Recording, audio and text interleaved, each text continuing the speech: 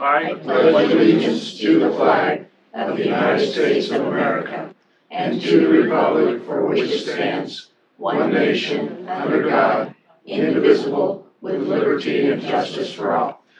Thank you. Okay, everybody look the consent agenda over. See if you got any questions or comments, or I'd entertain a motion to approve. Motion to approve. Second. Okay, motion and a second. All in favor signify by saying aye. Aye. Opposed, same motion. Motion carried. Okay, scheduled sessions. Melvin Hauser, who's out of town, auditor, and Matt Wyatt, director, planning and development, second consideration of ordinance number 2023-01 entitled An Ordinance to Adopt a Code of Ordinances for Pot County, Iowa, and to adopt ordinance number 2023-01 into law. Matt, you're up.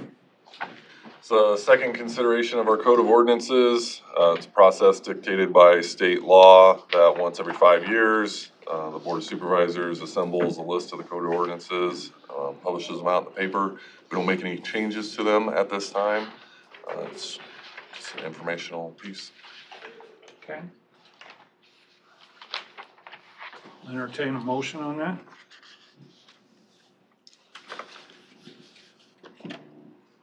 And this is the second reading, so we need a third reading as well? No, no third reading, Just two. just two, and then next week the summary will get published and recorded. Somebody speak up. Motion to approve. A second. Got a motion and a second.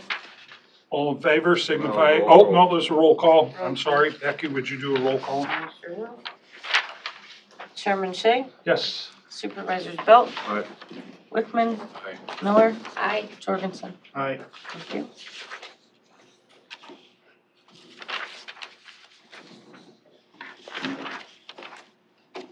Okay, next up.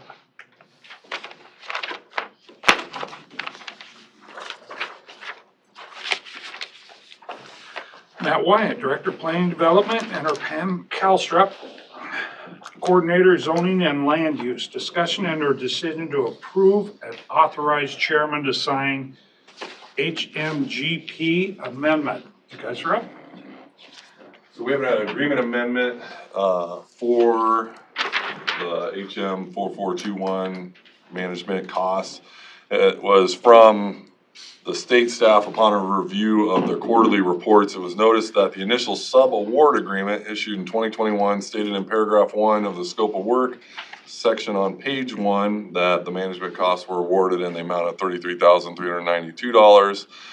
In actuality, the management costs of the project should have been awarded in the amount of $33,932, a difference of $540. So they prepared an amendment that we just need to have the chairperson sign. They transposed the number. Correct. I'll move that for you, Matt. Or Brian. Okay. Pam. Motion to approve. Need a second? Second. For history's sake, what project is this tied to? So this is tied to our buyouts on the Missouri River bottom. And so we have 1, 2, 3, 4, we have 6 properties listed that we're gonna purchase. I would expect 2 of those property owners to, it's a voluntary buyout program that FEMA offers. The property owner signed up into this voluntarily. This time around, we are getting 100% of the costs covered for us. Normal circumstances, it's a 75-25 split. We end up having to pick up 25% of the costs in order to do this. Because of the flood event, the way it was and the way it was funded, 100% of the costs are covered to us, but it's still just a strictly voluntary program. I do believe we're gonna have 2 of these property owners drop off and decide that they don't want their property purchased after all, and they're gonna continue to live out there. The other properties will more than likely go through with closing in June. We're gonna close on one next week. So once the county purchases that property, we have a certain amount of time where the demo contract's already been issued and given out. That demo contractor's gotta get out there and get that property torn down, ground restored. The only drawback to this program is, it's not, there's two really, we lose tax base because we're losing the properties out there in that area. But we have to maintain ownership of these things from then on, and nothing can ever be constructed back there again. So we have a quilt work of properties across the river bottom that the county owns, and we have to maintain them. Lots of them, we've been lucky enough to lease them back to a neighboring farmer, but there are those that we haven't been able to lease, so we have to spray for weeds. Conservation will go out there and burn it. Conservation has taken a couple of the parcels and managed them directly for us, the larger ones, but we do get basically your footprint of a house parcel. It's that small of a parcel what we wind up owning out there. And then, so we have to inspect it every year. That takes staff time. We have to do a more in-depth inspection every 5 years where we actually go out, mark a GPS point, submit reports.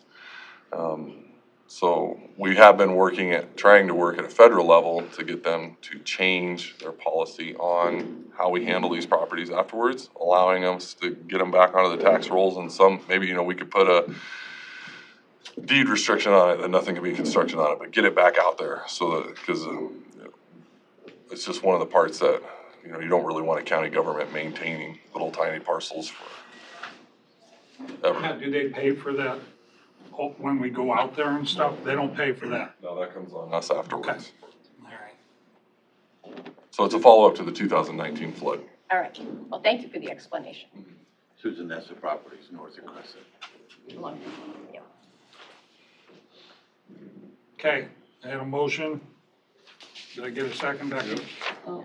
All in favor signify by saying aye. Aye. Anyone opposed? Motion carried.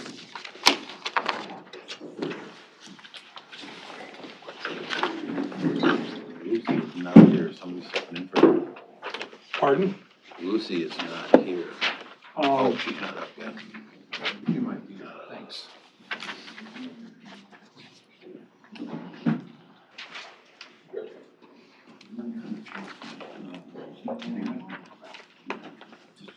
Okay, next up, Deb Masker, Southwest Iowa Leadership Academy. Presentation on Southwest Iowa Leadership Academy. You're up, Deb. Thank you. We're glad to be back again this year, and we will be once again offering our academy again this summer. We are in the throes of fundraising to be able to provide this opportunity for the students in West Pottawatomie County.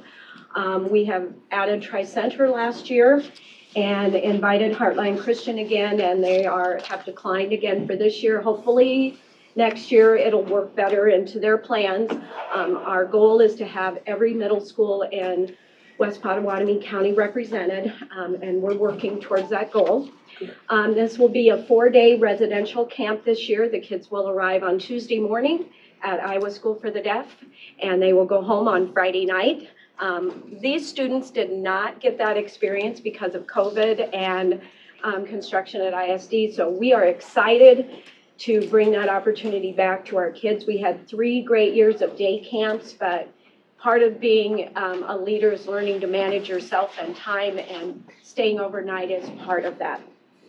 I shared last year's report with all of you. You can take time and read through it. The financials are there, as well as the survey results from the different surveys that we do as longitudinal information. And we are here to ask for your support again. Obviously, with going to an overnight camp, that increases housing and meals, which is $13,552. How much? $13,552 for 4 days of meals and spending the night. And I will tell you right now that Iowa School for the Deaf cuts us a deal. It wasn't as much as I thought the increase was going to be from the last time we were there 4 years ago. So I was pleasantly surprised at that amount. We also have to increase salaries for our teachers since they're on board for 24 hours a day, instead of 9 hours a day. So that's our basic increase in our budget. We've tried to estimate rise of busing for the community project, or community service projects, and our community outing on Wednesday night. We tried to estimate for those. So I hope that we've done a good job with that. So those are increases to our budget that we did not have last year. We have applied to various organizations for grants, and I'm waiting to hear back on some of those. 2 organizations that were able to support us in the past are not able to do that this year. That was $2,500 that I started without, and they've been great supporters in the past, and we're hoping that they can come back for the future. We have 2 fundraising events this year. One is a 50-50 raffle, that if you buy a ticket for $5, you have the chance to win half of our 50-50 pot. We're hoping the total is $10,000 and that the winner gets 5 and we get 5. That's what we're hoping for. We are selling tickets until May 31st, and then the drawing will be on April 4th. And then we're having our annual golf outing at the end of April, on April 29th, and we will be going to Bentry this year as a new venue for us. Again, a little more expense, but we're hoping that that will draw golfers in. Students are expected to pay a portion of this. Depending on where our money lies will be what we expect students to pay. And again, no student is ever turned away on the basis to pay. Last year, we scholarshiped 5 students into the program that were either able to pay some or none of the fee. So we want to make sure that those kids have those opportunities to go. Last year, we did some of our same activities with team building on Tuesday, leadership styles on Tuesday morning, learning about different styles of government on Tuesday afternoon, communication skills. And then on Thursday morning, we do problem solving. We have business speakers come in. If any of you want to volunteer and come out and speak with the students on Thursday morning, it'll be June 16th. At 10 a.m. and they bring a problem for the kids to solve related to their business. So we'd love to have any of you come and join us. And then we do our service learning projects on Thursday afternoon, where we go out to 10 different service agencies in the community, and the kids are able to do service learning there. And then we have an on-campus event Thursday night, which is a dance. And then on Friday, we have goal setting, and finish our activities up and have a parent program. And then our students go back and they are our leaders, our servant leaders at school. So I'm going to ask Braden and Katie to stand up now. I brought 2 students from Kern, and we have wonderful kids across the county. It's just that they're captive for me and I can bring them from school. So I'm going to let them share their experience with you a little bit, Okay. and then we'll take questions. So Braden, if you think back about camp, what was one of the most important things that you learned while you were there?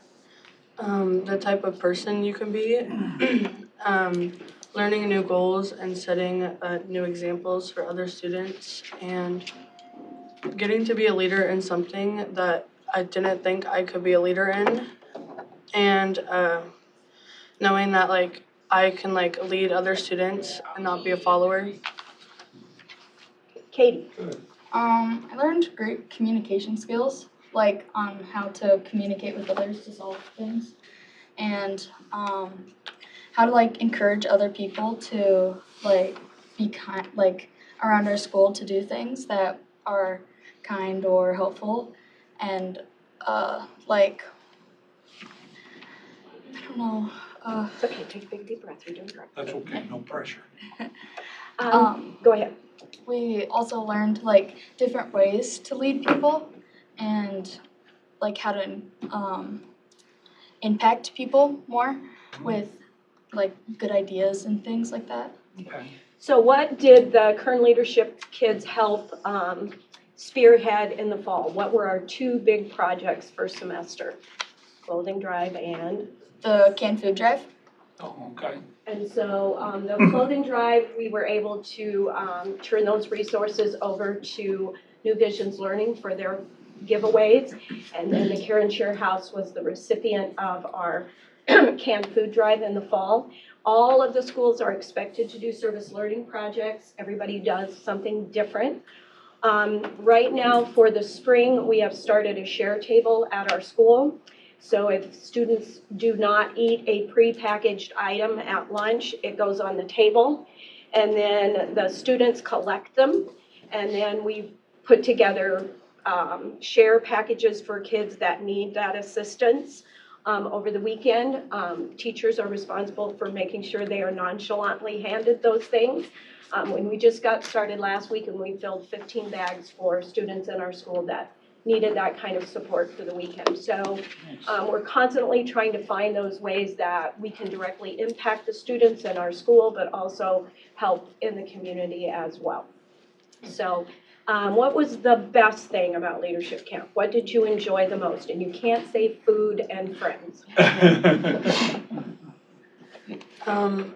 The funnest thing, or the thing I most enjoyed, was doing activities in the morning as a whole group. And like we would all get together and do like our team activities, and like it would be like playing random games or singing along and stuff. That was pretty fun. I liked like doing the puzzles that we did in the morning. Like we made this tube where you had to put a marble through, and all the tubes were connected, and we got to like work together as a group and did all that. They had to build a humane trap for a gopher. Oh. And they could not talk for the first 20 minutes, which was quite a challenge for them to do. A lot of our And you had to material, work together they without had to work talking. together, 10 teams of kids, and the first group finished, obviously won.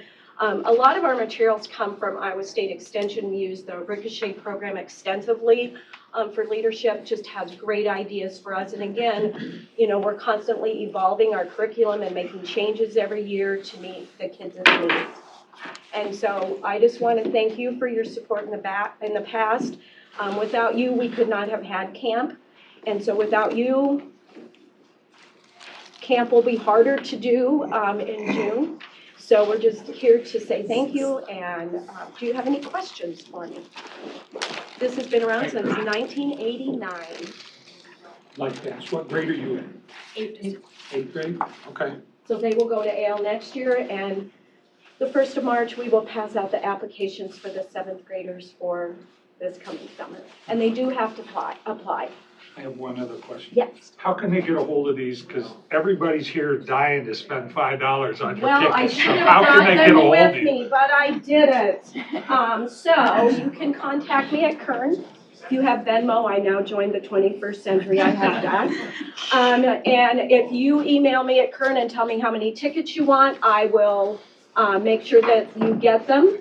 What's And your my email? my email is dmasker@cbcsd.org. You can send me a check in the mail and I will get your tickets to you. Then you can write it off on your taxes as a donation if you would like to do that. We've never done this before as a fundraising activity, so we're hoping that we will at least achieve our $10,000 to split 50-50. I have a friend in Ohio whose daughter's band raised $40,000 and the split was 20-20. So we're kind of modeling it after that. It was, I remember last year, but I don't remember what we helped with. It was $2,500 last year. Okay. And we took that out of gaming, I believe, did we not? So any support that you have will be gratefully appreciated.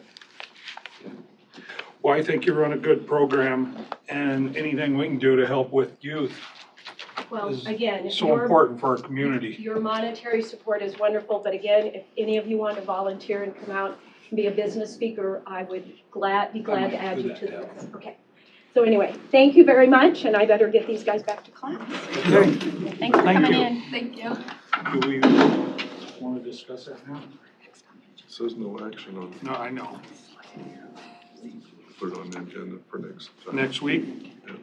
Okay.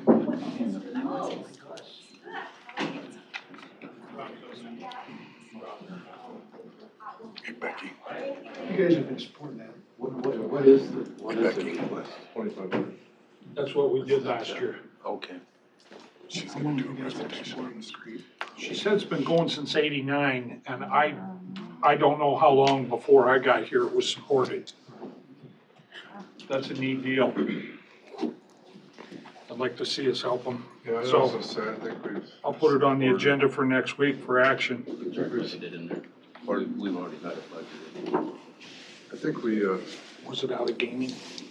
I think we've supported it, for 10 years at different levels. I don't know if it's Okay. always been at that level. But go back and look at it. Okay, so do we need it on next week's agenda? Yeah. Okay, got it. Okay, that was neat. Okay, Lucy Huff, Prevention Coordinator, Iowa State Extension and Outreach. Update on Speak Up, Be Safe program. Good morning. Morning. You can start that slideshow if you want to. Here's a little bit of information about the program if you didn't know anything about it. Thank you. There's a lot of numbers in there. It talks about the over 4,000 kids we saw last year. So this is based on, oh, Okay, different slide. great. Sure, Mitch. Okay. So Speak Up Be Safe is based on 5 safety rules of It's My Body. It belongs to you. You have a space around you. It's only yours. Somebody shouldn't step into that space if you do not want them there. Ask an adult if I'm safe. It's also ask an adult if I need help or I'm not sure. We want to make sure that kids know there are adults out there that can help them. And especially K through 3rd, we really focus on these kids knowing you have to go to an adult for help. You can't do it on your own. 4th and 5th, we talk about that. They're getting where they can kind of figure things out. But we also talk about healthy relationships with the kids. And we also talk about a lot of internet safety, which is really a prominent thing for kids right now. So that's what that number 2 is about. I have choices. Your choices are use your words, get away, and stay away. And those are just the basic things that help you to keep yourself safe. 4th rule, tell someone. You can't get help if you don't tell. It doesn't go away if you don't tell. And our 5th rule is it's never my fault. If someone's asked you to do something, or convinced you to do something, and you're a child, you haven't done anything wrong. If they touched you inappropriately, you haven't done anything wrong. It's that person. If they tell you it's your fault, it never is your fault. Some of the benefits of Speak Up, Be Safe is it's a nationally recognized curriculum. It's research-based and evidence-based. A lot of it comes out of Arizona State. The kids get to use conversations about different situations. We do work a lot on those healthy relationships and internet safety. We do a lot of role-playing with the kids, which they, not only do they enjoy, but that also gets that kind of set in their head that their body does belong and they have the right to be safe. This is our graph from the last 4 years. In 2019 and 20, we were just starting the Speak Up, Be Safe. We rolled into it, of course, during COVID, and that's why there's low numbers there. And to date, we have over 2,000 kids, and I know we're up close to 3,000. Actually, we're over 3,000. We were at a vocal last week and saw about 350 kids there. So that's where we're at with numbers. I don't project us being any less than that 4,280. I'm hoping we're a little closer to that 4,500 this year. That's our goal.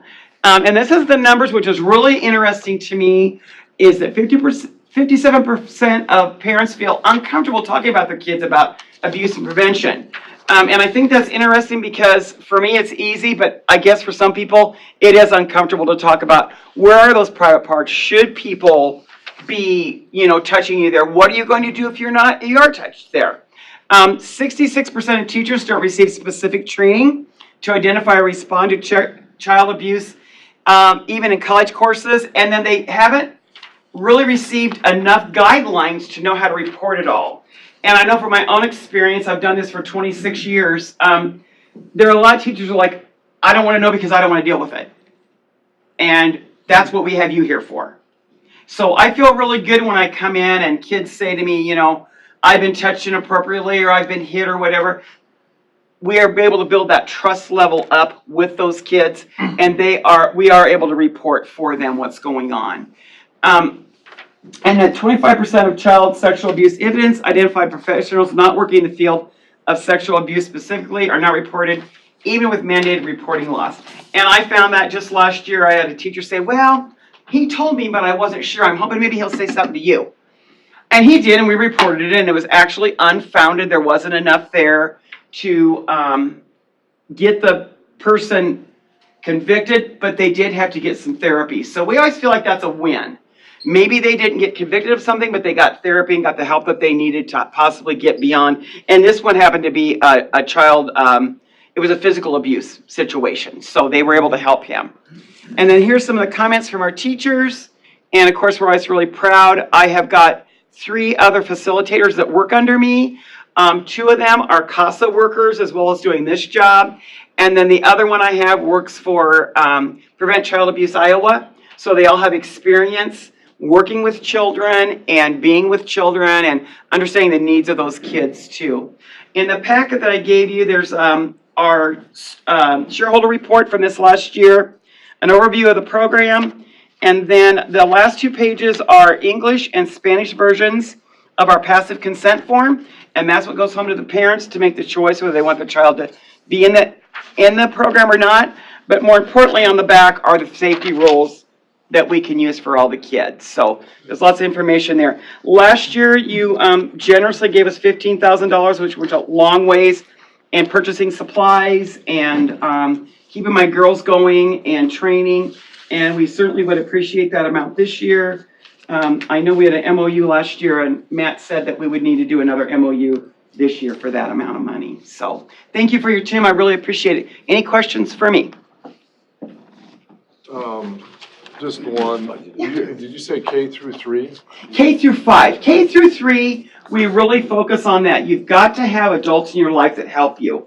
By 4th and 5th grade, kids are starting to figure a few things out.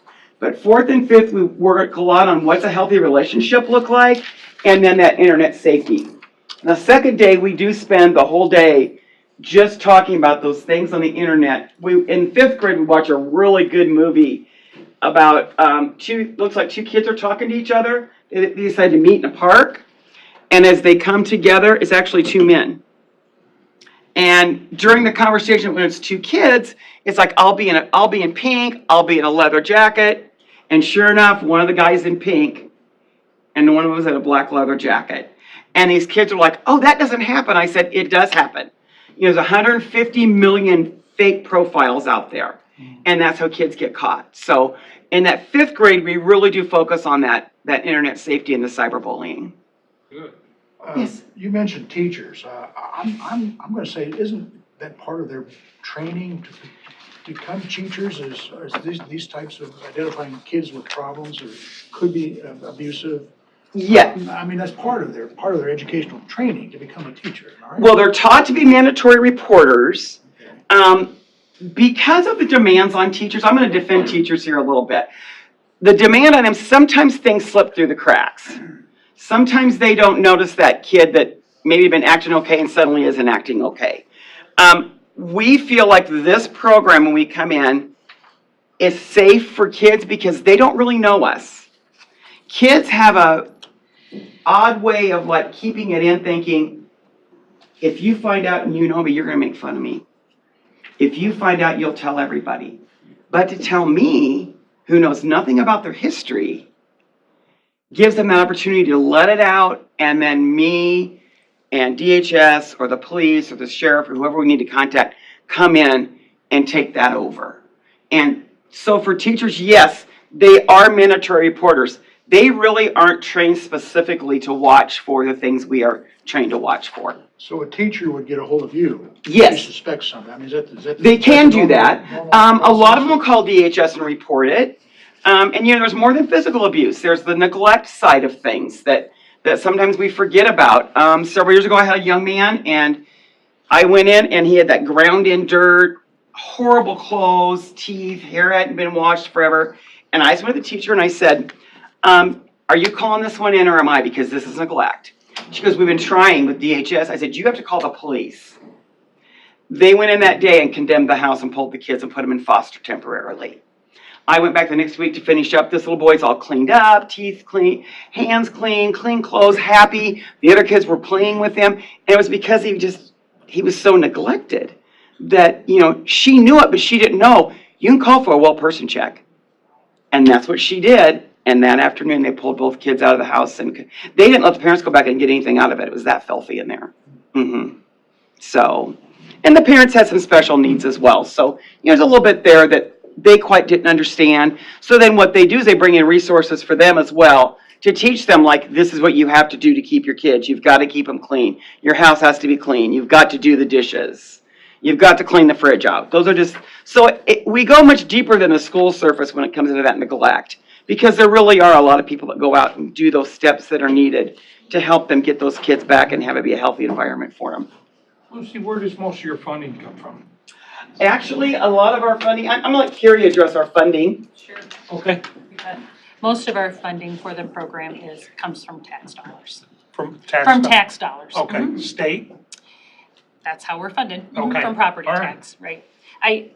Because money is important, I want to highlight specifically that in the last school year, there were 21 schools, 229 classrooms, and 4,380 students. So when you think about the impact that your support has, I think it goes beyond the stories that are important that Lucy is telling. And it talks about lots of students now have a knowledge that they didn't have before. And we know that because they go through a pre-assessment and a post-assessment. So we have a metric that shows that they know something about how to keep themselves safe that they may not have known before. In addition, it is reiterated in some classrooms year after year if a student stays within that school system. So it's a pretty powerful program. I also want to share with you that it is research and evidence-based, and it is credentialed, if you will, by Child Health, which is out of Arizona State University. It is currently not a vetted and critiqued program through Iowa State University Extension. We are working on that because I respect your decisions and how you assert your influence in the community and where you put your money. We're trying to get the university to accommodate this and credential it so that it becomes one of the premier programs across the state. We haven't given up. We're still working on it. Good. And until that happens, we probably will continue to come back to this board to ask for your generosity again. Okay, so the K through 5, in 4,000, roughly 4,000 students. So how many are there in that K through 5? What percentage of students? Oh, gosh.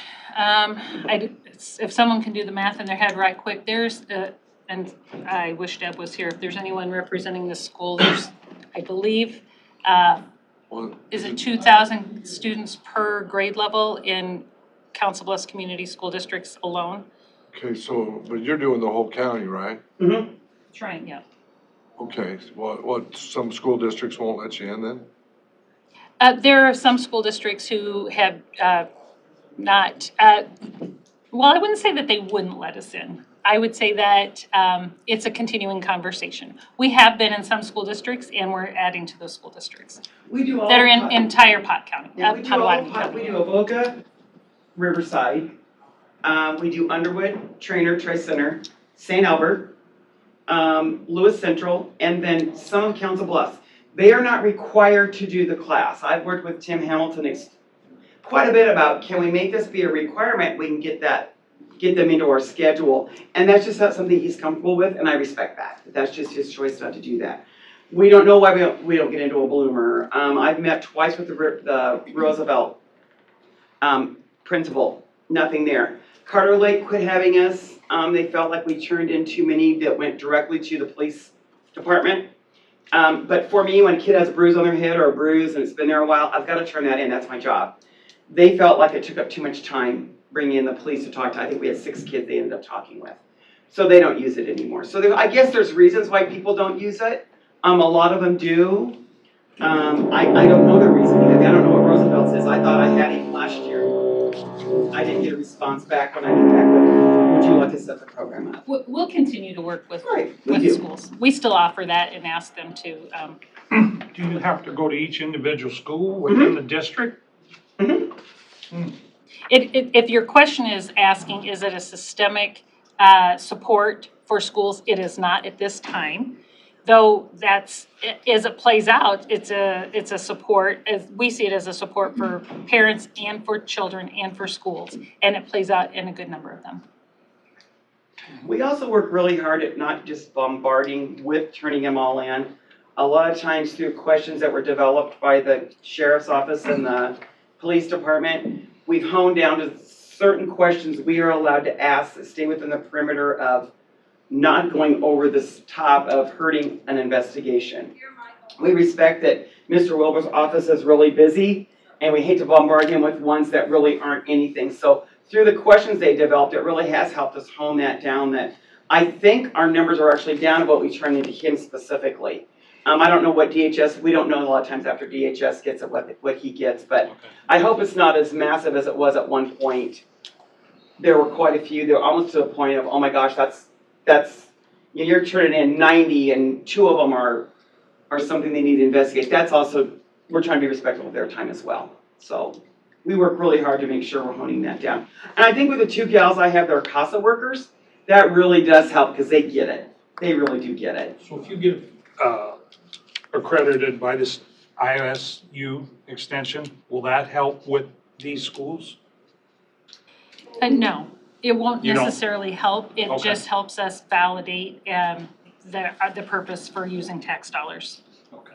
At Iowa State University Extension and Outreach touts that their programming is evidence and research based and run through them or another land grant university. This one in particular isn't, but we're working through that. Okay. So how many years have we been doing this? I wish go ahead.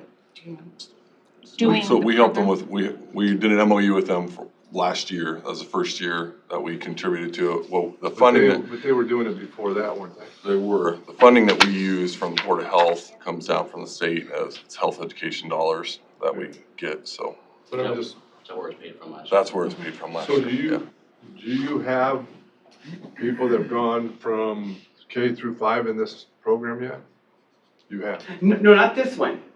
okay. But we started doing Kidability, which was through Girls Incorporated of Omaha, and that's where I worked at for the first 16 or 17 years I did this.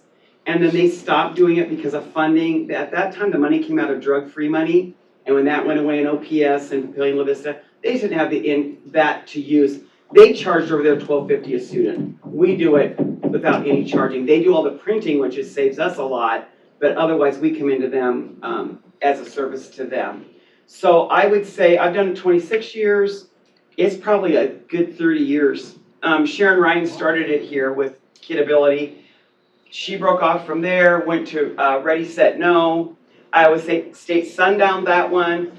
Actually, David Brown from Iowa State chose this for us to use, but now the people that just haven't allowed us to vet it yet, but we're working really hard to get it there. So. That's the one I remember, Ready, Set, No. Mhm. So this one came in, when after that, how long ago after that? We'll be starting this is our 3rd year of doing this program.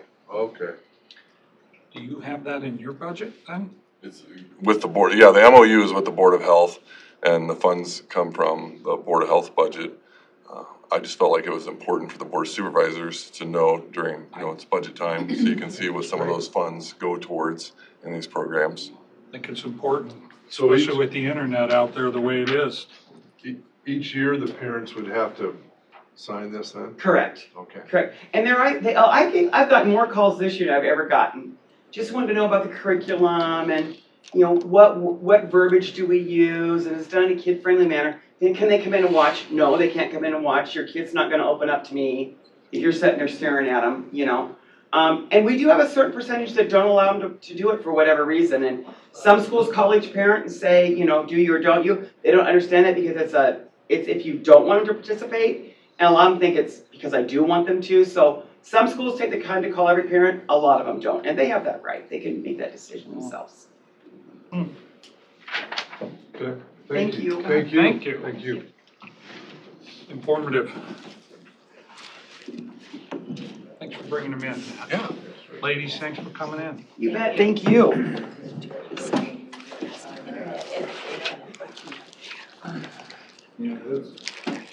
Okay, next up, Kara Morgan, Executive Director, Golden Hills, presentation to update on Golden Hills activities. Kara, educate us.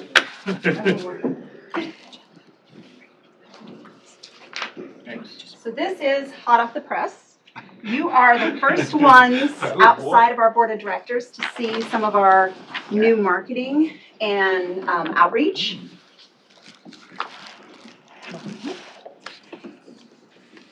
So, as I said, I'm Kara Morgan with Golden Hills RC&D. For those of you that aren't familiar with Golden Hills RC&D, we're based in Oakland. We've been around since 1981. We were started as a branch of USDA NRCS and federally funded nationwide. RC&Ds in 2011 no longer were funded nationwide.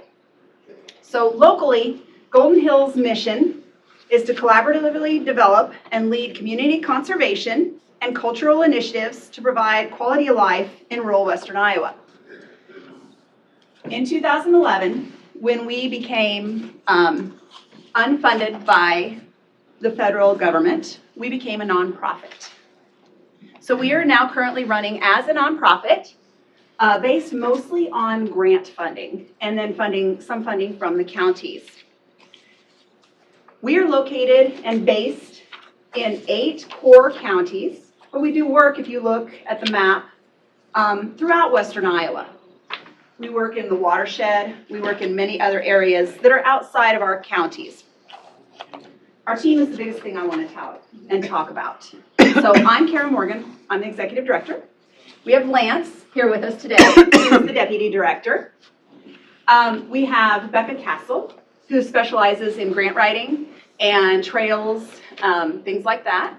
We have Seth, who is helping with the byways. He also is definitely an outdoors person, has done a lot of our blogging, doing a lot of outreach, especially about Potawatomi County, the Les Hills, the trails, things that are available here in the county.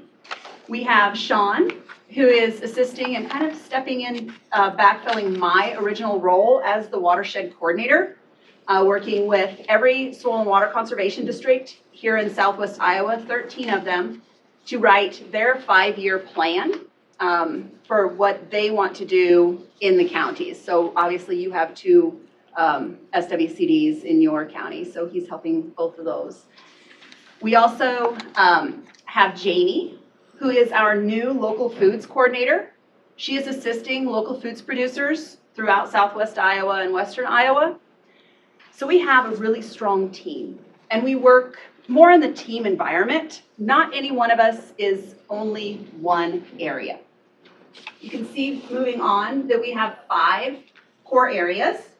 We have land stewardship, water resources, outdoor recreation and tourism, local foods, arts and culture, and then we do help with assistance, community support assistance with grant writing and things like that.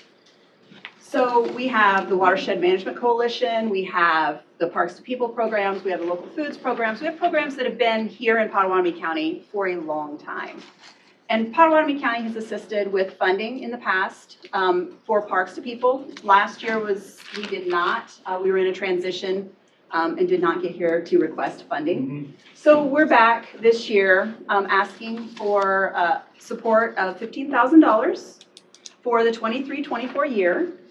The majority of that will go to our team, and our team continuing to assist here in the county. It'll help with Seth being able to continue outreach and blogs and bringing in tourism into the area. It'll help with Jamie to be able to continue in her local foods and working with your local foods producer.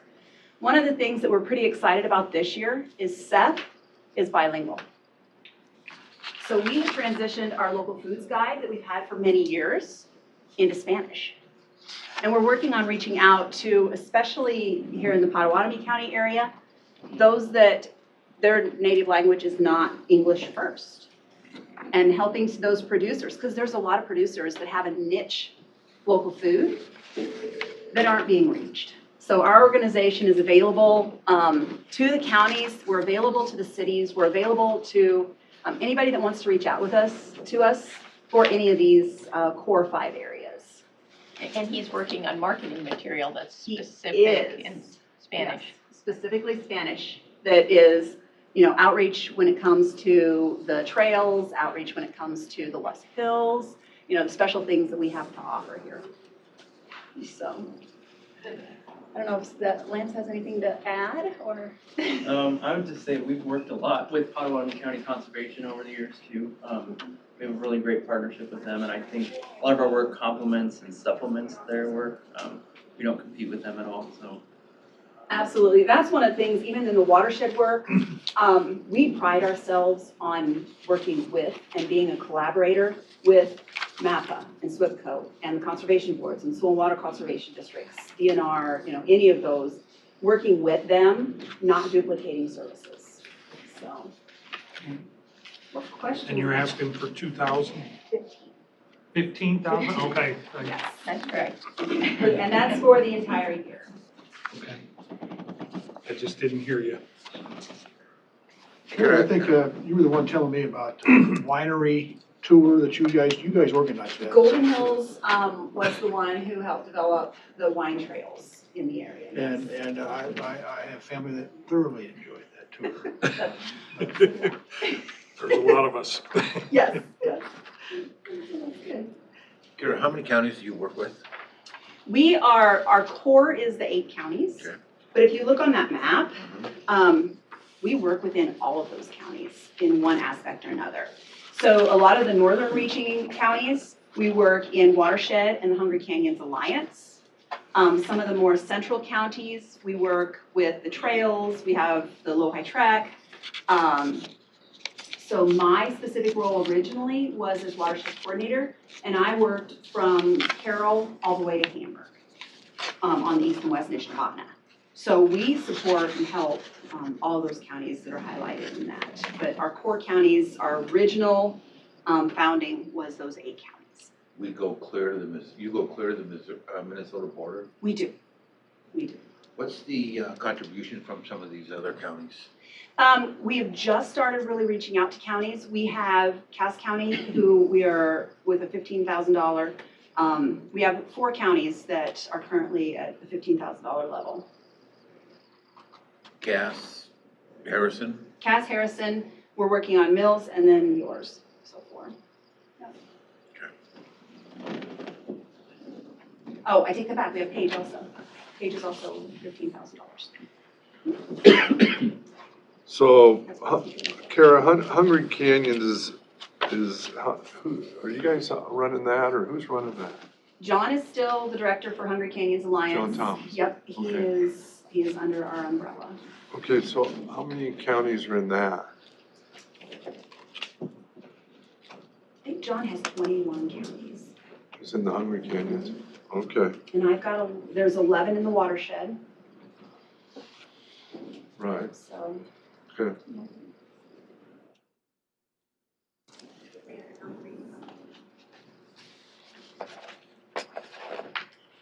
Okay, anything else? Any questions? And you said we didn't fund last year Did not, but the 4 years before you did. at the 15,000 level? Is that in our budget? It's already in there. Pardon? It's in there? Well, then go ahead. I'm sorry. One thing we discussed when we met is the pictures that you have. Okay, and for goodness sakes, I used to retire from Union Pacific. Their big calendar thing was the big thing. I mean, a lot of people want their calendars, not for calendar work, but for the pictures. I think you ought to find some way to capitalize on the pictures. Your area covers a lot of scenic territory, and just beautiful. The few pictures I did see is beautiful.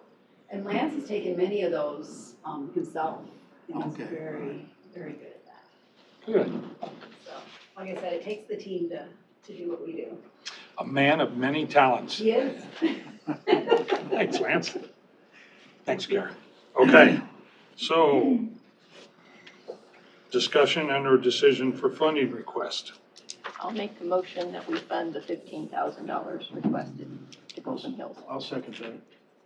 Okay, got a motion and a second for the 15,000. Is that coming to gaming? Gaming. That's good. All in favor signify by saying aye. Aye. Anyone opposed? Same signal. Okay, got it. Okay, Thomas Roberts, General Manager, Harrah's, and Brenda Mainwaring, President and CEO of Iowa West. Renewal of Iowa West Racing Association and a Harrah's operating agreement. Hello, Thomas. Hello, Brenda. Good morning. How are you guys doing today? Doing My good. name is Thomas Roberts. I'm the Senior Vice President and General Manager of Harrah's and Horseshoe Casino here in Council Bluffs. Brenda, we've been doing a lot of work over the last year to get our agreement with Harrah's to be renewed. A lot of great conversations, which I think is going to add back to the community in really some great positive ways. One of the things that, when we first were talking this, and I met with the city council yesterday, was really to talk to you guys about the changes we're making in our facility and the impact that we believe that's going to make to our community, our partnership with IRGC, our Iowa West Foundation, and our partnership with the IRGC to really funnel more money back into our community. When you He's working on it. You working on the Yes, presentation? You wanna- Yeah, I'll take the clicker. So, we have 360 employees over at Harrah's, and that's all in. That's running Stir Consort, Cove Series, that's security all the way to housekeepers. Not a small operation, smaller compared to our Horseshoe operation where we have approximately 800 employees. When we started looking at our operation, when I got here, and I got here right after COVID, I got the pleasure coming over from Waterloo. I was working with El Dorado Resorts Incorporated, and we bought Caesars. So coming into Caesars for the first time, and I get to see the property, and I was like, oh my God, nobody's put capital into these properties in years. The grass was coming through the parking lot. The walls were the drive where you were coming in were leaning over. And I equated to, as I told the city council yesterday, it almost like coming into an abandoned mall when you drove into the casino.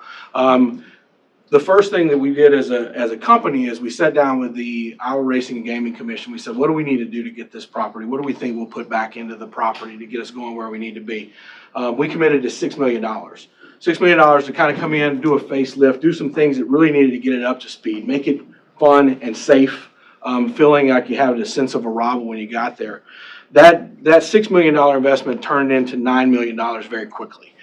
We found things that hadn't been touched in years. We did a lot of work on the face of the property. And I'll kind of talk a little bit about how that broke in. We did a $6 million initial investment. Then we found out there's $3 million more.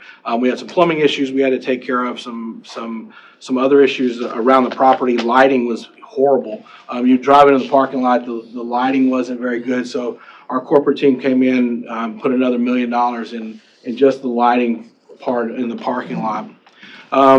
Then we announced about a month ago we were going to put the first Celebrity Chef restaurant in Iowa. It's going to be at our property, and it's going to be a Guy Fieri restaurant, Guy Fieri bar plus kitchen. So if you like nachos, they got these trash can nachos that are supposed to be amazing. That is actually slated to open up in April of this year, end of April, beginning of May. So we're already in the construction there.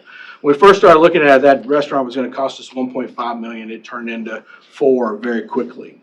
After our last meeting with the commission, we got approved to do a $12 million hotel renovation. So to go through our hotel and take it, we have 252 rooms, and to take those rooms in the hallways and make it into a much better environment. We've got casinos all over this country, and some of them are in very good shape, and we wanted to have that experience. If you're going to go to Vegas, we want you to have a great experience in Council Bluffs as well. One of the things I learned when I came to this property was we have a huge amount of national casino marketing business. We actually fly people in from Wisconsin probably 4 times a year. You're talking about 200 to 300 people that we get in on planes and at a time when our big slot tournaments and things like that are happening. We need to have an environment that they're proud to stay at as well. Because they could choose to go to Kansas City, they could choose to go to a different property, but we want them here. The last thing that we brought in and we talked to the commission about was we're going to invest another $6 million in expand our gaming floor. You got Nebraska coming in. We've heard about the Ponca tribe that is expanding their gaming. Mhm. You know, when we look at slots and we look at the gaming floor, our goal is to be competitive when it comes to a fair market.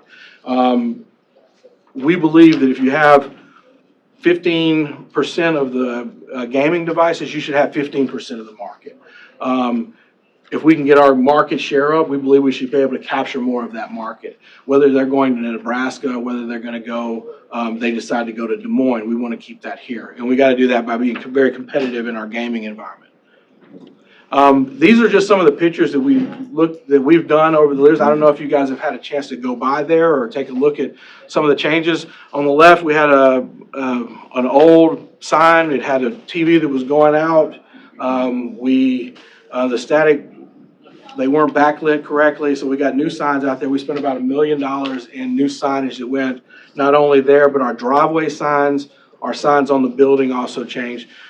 You can see the skylight is much different. On the left, it looked like it was going to fall in on you. It was very safe, but it just looked horrible. On the right, new energy efficient glass panes where it's more comfortable. It doesn't get too hot, doesn't get too cold. It's got a much better look. We took that driveway Daktronics board, we put it on the drive as you come in. So instead of you not being able to see it as you come under the overpass or you come around the corner coming south on 29, now when you get to the property, it's telling you everything that's going on in there. We've also changed some landscaping, and you can see the condition of our roads, even driving in before and after, and the changes we've tried to make there. Just some pictures about the things that are coming. Here's Guy Fieri's. And then what our plan is to do with our new hotel rooms. This is called the Room of the Future. What we've done is we've had a design group that came out and they've looking at our casinos across the country to make sure that they're very similar in product. So if you're going to go to Las Vegas and stay at Harrah's, you're going to stay in the same type of hotel room, so that our guests, whether you go to one of our restaurants, they're very similar in the menu items and the things that we serve in the same way to stay in our hotel room. We actually have started off the construction project already. We've had the designers working on getting those guys out. Our hopes to finish this in 2024. If we're lucky and we can get in the project, we might be able to get in into December demolition so that we can start in construction. One of the things that we have been doing, and we try to really focus on when you look at Guy Fieri's, it's all being done by Pinnacle. So we have an Iowa vendor construction company that's doing that work. We're going to try to do the same thing for our hotel, which not only means jobs for us when it gets done, but it also puts that money back into Iowa companies. These are more the additional of the gaming supply. We believe that our $6 million investment will get us about 200 more slot machines. If you guys have been into the casino, you'll, whether you're coming from the garage or the front door, where the buffet used to be, now there's Sliced Pizzeria. That is actually going to be the expanded gaming area. So you'll have gaming on one side, Guy Fieri's on the other, all the way down. So we're pretty excited. We think it's going to bring that environment all the way out to the edge of the walkways when you walk in. And with that, we'll also be putting a new sports book located in the very back of the casino, which is we believe is going to be a pretty good draw for us as well. How do you pronounce Guy's last name? Fieri. Okay. It's not spelled that way. I know. I was meeting with the guys the other day from them, and they were like, we had a meeting, and it was Guy Fieri, and it's Guy Fieri. Even though there's no R, it's pronounced with a hard D. So this is what we'll have when we're through with our completion. We believe in 2024. You know, we're going to still keep 360. It's been rated one of the top 100 most scenic restaurants in the United States. We'll have guys. We'll have a land-based casino. The great concert venue, we're going to keep pushing with those. We have some great announcements for that's coming out in the next 2 to 3 weeks. And then on top of that, we believe that our Caesars Rewards program is really going to be helpful and key to driving people from North Kansas City here. Once you've got that environment where people can use their reward credits that they earn in Greenville, Mississippi, and if they want to come to the College World Series, they can come and stay at our property. And you can use those reward credits. You're not localizing, you have to use it in those areas. So we think that gives us a competitive advantage. Even with Nebraska and us having a casino that's going out in Columbus, Now you can earn reward credits, and where you're gonna utilize those is gonna be when you come to town. Are you over here. associated with the one in Omaha? No, that's a completely different organization. Okay.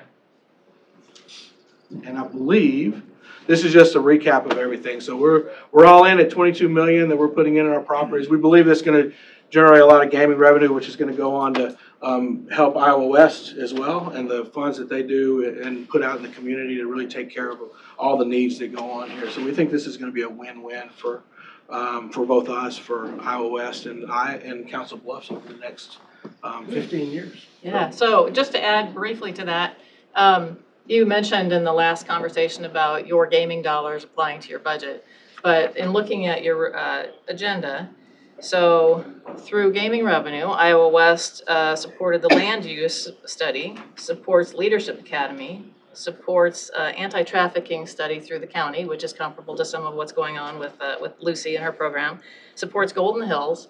So everything on your agenda is in one way or another supported directly through your gaming dollars or through our gaming dollars. Iowa is the only state in the country that set up its gaming such that it was required to support the community directly through philanthropy. Iowa West Racing Association holds the license to all of the gaming entities here in Council Bluffs and Pottawatomie County. We negotiate with them on the operating agreements. It only comes up about once every 15 years. And it has never really been negotiated much in the last 25 years. So we took this opportunity when it came up again with new ownership, with a very willing partner with El Dorado, to talk about what will be meaningful investment to the community here in Pottawatomie County, Council Bluffs. So we very much appreciate the partnership. This is another extension for 15 years, gets us almost to 2040 with Harris as a partner. Somebody else will We'll be be talking gone. about it next time, right? Did you say you guys are putting one in Columbus then? Columbus, Nebraska. You are, They're building one now. It might open in June of this year? of this year. Wow. Well, the temporary facility, the next facility will probably open in 2024. Oh, okay. Good. Thank you. So, Thanks for being in our Brenda, community. does Pottawatomie County, we don't play a part in any renewal between you and our. We are the only entity in Pottawatomie County, Council Bluffs, who has the ability to influence our relationship with our gaming partners. The county does not, the city does not. It's only Iowa West Racing as the holder of the license. Now, Iowa Racing and Gaming Commission gets the final decision on everything, and that's Thomas's reference to their approval on these things, but all of that was negotiated directly with us having just conversations throughout the course of about 18 months, and then going to Racing and Gaming to get their blessing on it. yeah. And normally when the Racing Commission, if they feel like this is a good deal for Iowa, it's a good deal, then we all in agreement. Then Was there much difference in the agreement since the last From one? before to now? We cleaned up a lot of stuff, a lot of stuff happens in 25 Right. years, Yeah, so. yeah. Sure I does. think that it's important for us, and anytime that we work in an area that that we're a part of the community, that whatever we do, whether it's, we call it donations that go to the QSO, whether they're enough or whether they're not enough. I mean, you can always, the community has needs, and that was one of the reasons that I love the way Iowa is set up, because if you think I worked in Mississippi, Louisiana, and a lot of times they would come in and I was the one that would get asked, like, can you give us $15,000 for this? Can you give $20,000 for this? And that's not our goal. Our goal is not to be, it's to be an operator. The great We thing. can still do that though, right? Yeah, absolutely. And we still get those requests, but the good thing is that you've got Iowa set up with a strong charitable focus to where that money comes in, and these guys, that's their business. Their business is understanding how those funds will help the community, and you don't have a general manager from Mississippi trying to sit around in Council Bluffs trying to figure out, hey, who gets 5,000, who gets 10,000, and it really goes to what makes the area better.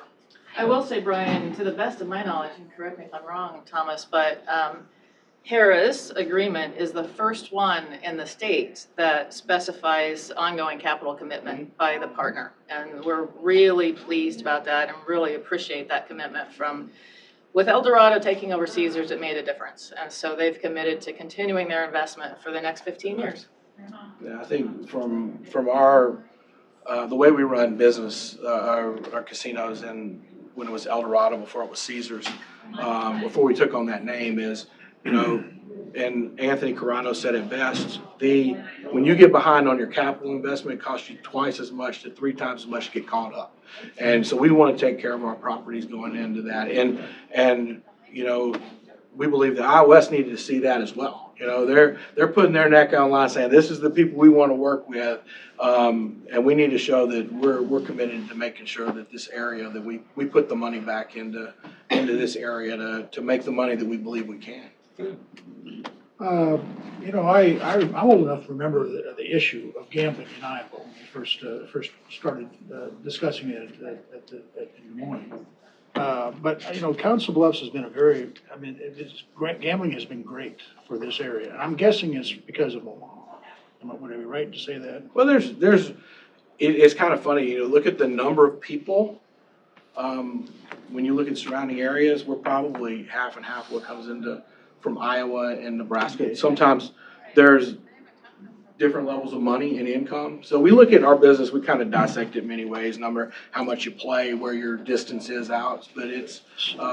So you're of the belief that if you have more competition, that just brings more people into the gambling arena? I believe I don't think that. I think that there are some people that won't make the trip, right? So once you're a certain distance away, I think that's one of the things that the Racing Gaming Commission has done a very good job of, is not getting oversaturated in one area. Because I think when you start looking at Sioux City, we have people that live between us and Sioux City, but we don't necessarily consider them a direct competitor when it comes to concerts or stuff like that. Now, we mail to a certain distance, but there are some people that are only going to go to Sioux City. There's some people that in Nebraska that might be in Columbus that might never make this trip. It's like, why am I going to drive an hour and a half? I'll just go on my one trip to Las Vegas every year. Or if I'm making a trip to Omaha, then I'll go do it. So I don't know if it creates more gambling. I think it just spreads it out. I think you get an opportunity for people who are in different areas to get a different experience. Now that I'm in Nebraska, if I'm earning those reward dollars, can I go spend those in Council Bluffs? Can I take a trip to Des Moines or to Waterloo or a different place? Yeah, And for the Omaha and Lincoln casinos with Ho-Chunk, that will not be possible. They don't have those partnerships. Okay, because I know casinos have closed up in Iowa, in a few of them. But Council Bluffs market seems to be, always booming. I think you got to be competitive. You have to offer something that there's sometimes I pay more to go on a different airline than I would on an airline that I'm not a member of, right? So if you can use your rewards program to your advantage, I think that's the difference when you think about how people spend their money and where they spend their money. Okay. What we have, and even Ameristar has, is we have national rewards programs. The Ho-Chunk tribe doesn't. So it's a little bit of a different. And I'm sure as a business professional, you identify your clientele basically, age group wise. How do you approach young people? Are young people gambling today? You can gamble on your phone, for goodness sakes. And I know a lot of younger guys that do that. It's different. So that's probably a competitor too. So. Sure. Yeah. It's different. There's that's why some states have gone with online gaming that they've taken on that has branched out in a different area that says, look, the younger gambler doesn't gamble in the same way. The truth is you can only get a live table games by going into a live casino operation. Playing at home on your computer, some people might find that an attraction, some people won't. Some people like to get out and go, I'm going to have the whole experience. I'm going to go have dinner. I'm going to go stay in a hotel room. I'm going to do those things. A lot of times what we see with the younger gambler is they're sports betting. They're much better. Do you participate in that, sports betting? We have a sports book right now at Horseshoe. We're building a better one at Harrah's because we don't believe ours is sufficient. We have kiosks where you can come in and a viewing area, but we believe that we'll have a much better area that you can come in, sit down, watch the games, and do that. So. And online wagering is not legal in Iowa yet, nor in Nebraska. Okay. Is it in the works? I don't, the Not anytime commission, right away. I don't think the legislature's even looking at that to pick that up at this point, so. And it's not, when we look at our industry, it's not something that we're pushing for at this time, so. Well, thank you. Any more questions? Thomas? Brenda? Thank you very much. Thanks for coming in. Thank you. All right. Thanks for the update. Okay, you guys have been sitting there a long time, so I'm gonna be pretty brief, and I know that Jeff and Brian and Matt Wyatt have seen this presentation before, so I'm really just gonna hit the highlights.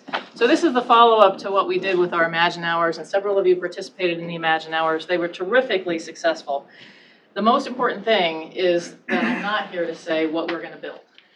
What I'm here to tell you is what we as a community are building together.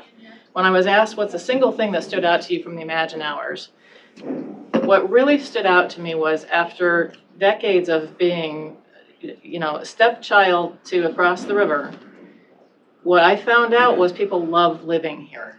People love their community. They love Potawatomi County and everything that it offers as a small town.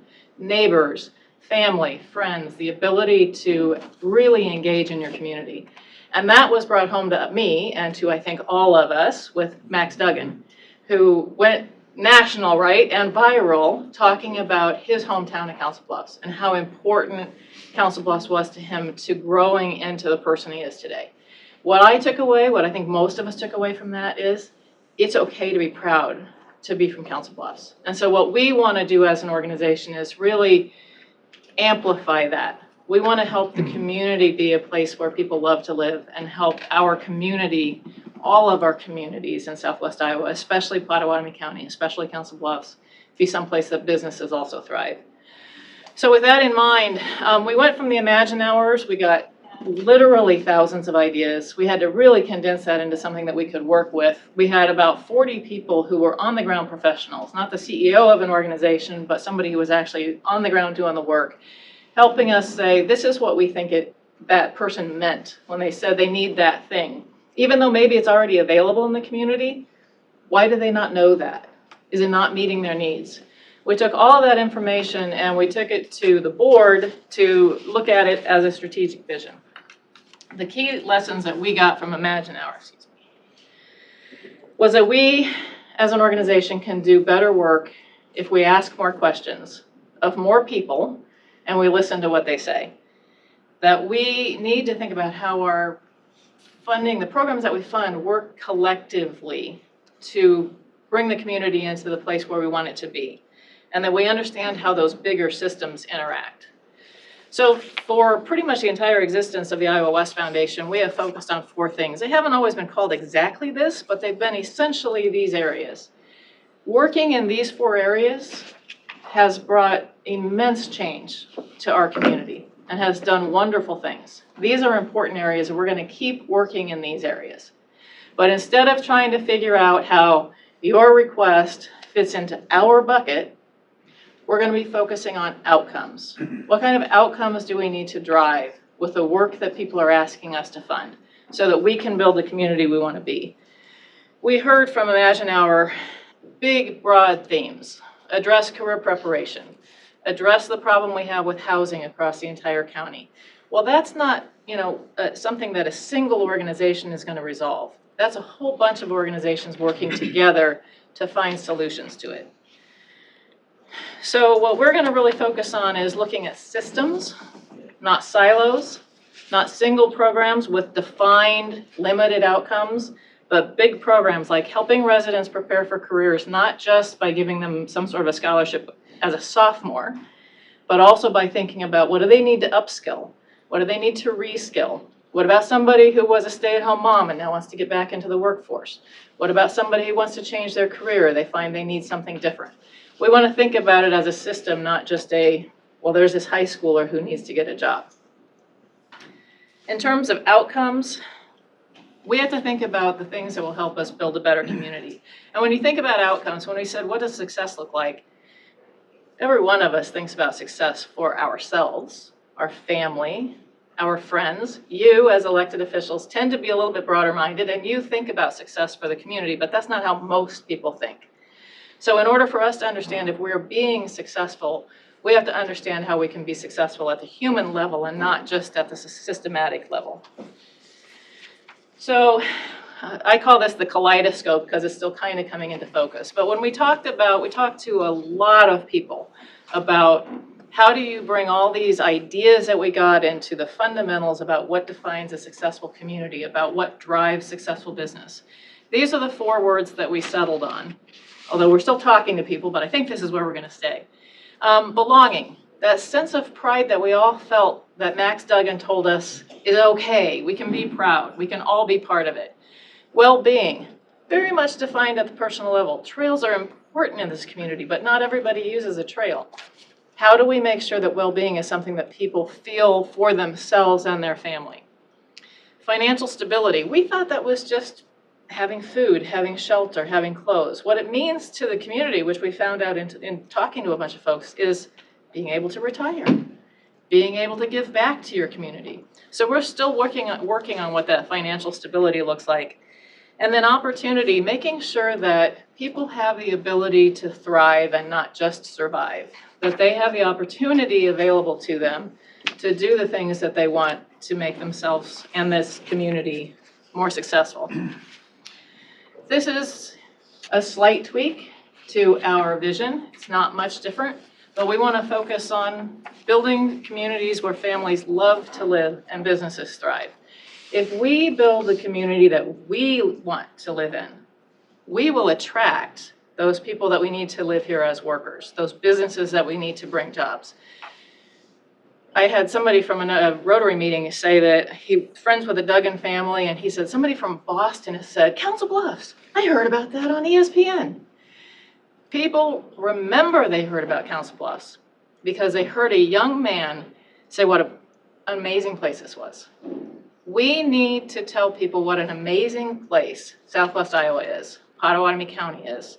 That's what so many people want. That's why people are leaving urban areas. That's why people are leaving Houston and Dallas and New York, trying to find something that we already have. So our goal is to really emphasize that and make it better. So how do we do that? Again, we're going to keep funding organizations and activities that make the community better. But we think we can do that more effectively if we do it from a mindset of servant leadership. So we want to make sure that we're doing our best work as an ingredient in the success of our partners. We're going to catalyze, we're going to help our communities and our partners think about great ideas and help them achieve them. We're going to empower our partners, the county, the city, our nonprofits, to achieve success that they have defined. We want to help foster leadership that reflects our community as a whole, rural leaders, urban leaders, across our community, young, older, all sorts of different folks that look like what our community looks like. And we want to make sure that we understand how our work is supporting people so that we're supporting the outcomes that we want. So I'm not going to go into this too much, but you see these are some of the actual ideas that we collected. We heard about housing over and over and over again. All parts of housing. Restore more affordable housing, help people stay in their homes, reduce homelessness. So we're looking at that as a big system. There are a lot of organizations that are engaged in this housing from across the spectrum. We are not here to solve the whole problem. We're here to try to figure out how all those organizations work together. Think of it as a bridge to get from calamity to security, right? There are gaps between some of those organizations. Our job is to identify where those gaps are so that somebody can move from calamity to success without falling through a crack. And if we, Iowa West, focus on making sure that we're securing those bridges by focusing on the systems, then we will be building a better community. And that's the way we're going to approach all of these categories. It won't look on the surface a lot different than what you've seen us do before. We will have many of the same grantees, probably most of the same grantees. But we're going to be asking them, what are you doing to make our community better? Not what are you doing to be successful in your program? Questions? Well, I have a question. Okay, you're talking about affordable housing. Okay, I'm told Council Bluffs, for instance, poverty level is like 50%. 50%. So when you're talking about affordable housing, you're basically talking poverty level housing. Is that what I'm understanding? You know, there are definitions of affordable and workforce housing across the board. The goal is to make sure that you're not spending more than, if you're spending more than 30% of your household income on housing, you are at risk of an incident causing you to slip into losing that housing, whatever that is. If you're at 50% or more, your risk of being homeless is high. So we want to make sure that we look at that. I mean, part of the strategy is to elevate the income, right? It's not That's just exactly right. That's what I'm saying. Yeah. Yes. That's why we have to say, what's the system? It's not just build houses. It's figure out how to help these people address those workforce challenges to get better paying living wages. And 50% at or below poverty level for Council Bluffs, I think that's one of the highest levels in the country. I think Philadelphia, I understand, is like 22%. And Philadelphia is not, in my opinion, not a great town to live in. But you know, that's beside the point. But going back to affordable housing, how about housing for a more robust economy? Right. Okay, so. And developing the more robust economy and Yes. trying to support people who Number have one, the yes, skills. Yes. You know, Paula Hazelwood and her team at Advanced Southwest Iowa has done an amazing job bringing jobs to Southwest Iowa, to the point where I think all of us who are involved with that effort are a little nervous about whether or not we have workers, right? Right. So the jobs are there. How do we make sure the workers are here and that they have the right skill set they need to take those jobs? So that's another question. What comes first, the jobs or the people? And we can't solve these. We can't solve these problems. We can solve these problems. So we are convening different organizations to say, okay, how are you addressing building small business? How are you addressing workforce? And trying to make sure that we are investing at the right places to leverage. We certainly want as many state and federal dollars as we can get.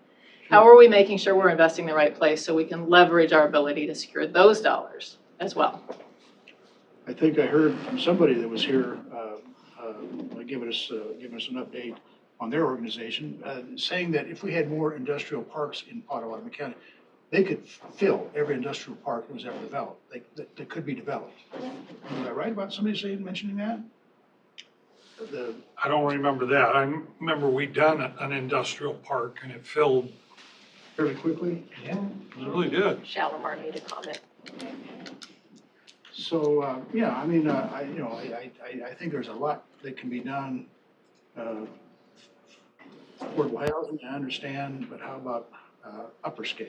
Okay, how about inviting those people who have better jobs into Council Bluffs? Yeah, absolutely. We are a community across all ranges, and we need to make sure that we're thinking about ourselves as a community.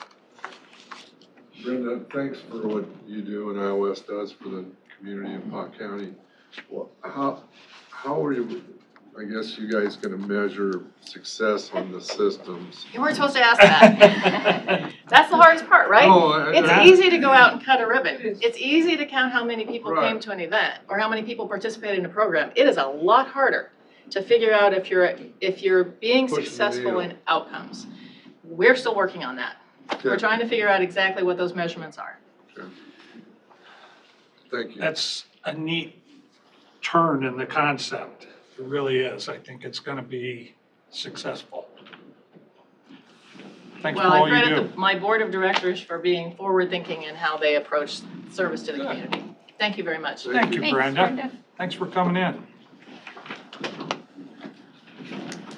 Okay, Mitch Kai, Director of Budget and Financing, discussion under decision to participate in new opioid settlements. So there are currently 5 new settlements that are pending. 5 companies are with Teva, Allergen, CVS, Walgreens, and Walmart. Mitch, this is above and beyond what's already in the works? Yes, this is actually, it's in quotes as the new opioid settlement. That's the name of it. It's going to be identical to, pretty much identical to the ones that we already received. It's going to have the same funding, how it's spent requirements, everything along those lines. Even the wording is almost identical to the settlements we already have received and signed, and the funds we're starting to get. I did have Matt Wilbur review the settlement. He blessed it as it's written. So I would just ask for permission from the board to continue serving as the authorized representative in the opioid settlements, so I can get this paperwork signed off and whatever else flows in and get that sent to the appropriate legal teams that are representing us. The reason we're doing this is because Pot County itself would never pursue any litigation on its own. So this is, since it's a national settlement, That's true throughout the country though, right? Yep. And the more counties and states that sign on to the agreement, the bigger the settlement gets too. So it's important. I did get a phone call from Mayor Walsh today because I believe any city over either 25,000 people has to sign off on releasing their funds, and they have already done that and sent their paperwork in already as well. So that was actually, that was really good to hear that that's already moved forward. So this has an April 18th deadline, but I'd like to just get this sent off and be done with it, so. We're gonna, put this in with the other settlement funds. Yeah. And there's, just one account number we're gonna push it all into, right? Yeah, we're pushing everything into it has its own opioid fund, you Right. see on our fund statements, that sits in there. We haven't got any update on what all that can be expended for yet. No, I mean, we have the guidelines of what can be spent on now, it's like set up Subject to programming and, yeah, there's 6 or 7 different ways that it can be spent, but I think, Matt and Public Health and those guys are still working on what that system looks like, how we best implement it, who we employ, I think we're gonna, start with a couple training with some employees and stuff with it, but those are still things yet to be decided, but it would be important to make sure we get in on these settlements as they're available right now. So do we even know when is there a report or something we have to do? No, not yet. So for the funds we've already received, my understanding is that there'll be an annual audit on where those have been spent. So we haven't received anything on that yet. And we haven't spent anything on it yet for that matter either, so. Right, okay, thank you. What do you want the motion to say, Mitch? I would say the motion to authorize Mitch Kai to continue as the authorized representative for the opioid settlements. Also move that. I'll second. Got a motion and a second for Mitch Kai to be the director. Continue to act as the authorized representative Okay. And to participate in the new, and to participate in new opioid settlements. Okay. Do we say new and any future ones? I think can't believe these new ones are coming. No, I think there's like a few more out there. There's a possibility. Wow. Okay, got a motion and a second to approve. All in favor signify by saying aye. Aye. Anyone opposed? Same sign. Looks like you're in, Mitch. All right, thank you. Okay. Discussion Thanks for and what you do on that, Mitch, I appreciate it very much. discussion and or decision to approve resolution 14-2023 to pursue disbanding the 28E form for workforce services. Scott, you're up. Well, the Workforce CEO Board, voted, to disband because there wasn't enough, money to support it, and no county stepped forward that wanted to take that on with the 17 other counties, and, I guess it's a big elephant, to be honest with you. Kind of weird. Not enough money. Yeah. I mean, this thing's been going on. Was it doing any good? Well, I'm sure there was some success stories there, but there's just not enough money for 18 counties, and it's a little over $1 million, isn't, to have a director and some staff and a couple locations and stuff, there's, I'm sure there'll be more to come on it, so. Okay. Scott, did we contribute funds to that? No, no. Okay. I'll make that motion. Okay, Scott makes a motion. I need a second. second? Okay. Becky, will you do a roll call for me? Yes. Chairman Shay, Yes. Supervisors Jorgensen, Yes. Miller, Aye. Belt, Aye. Wickman. Aye. Thank you.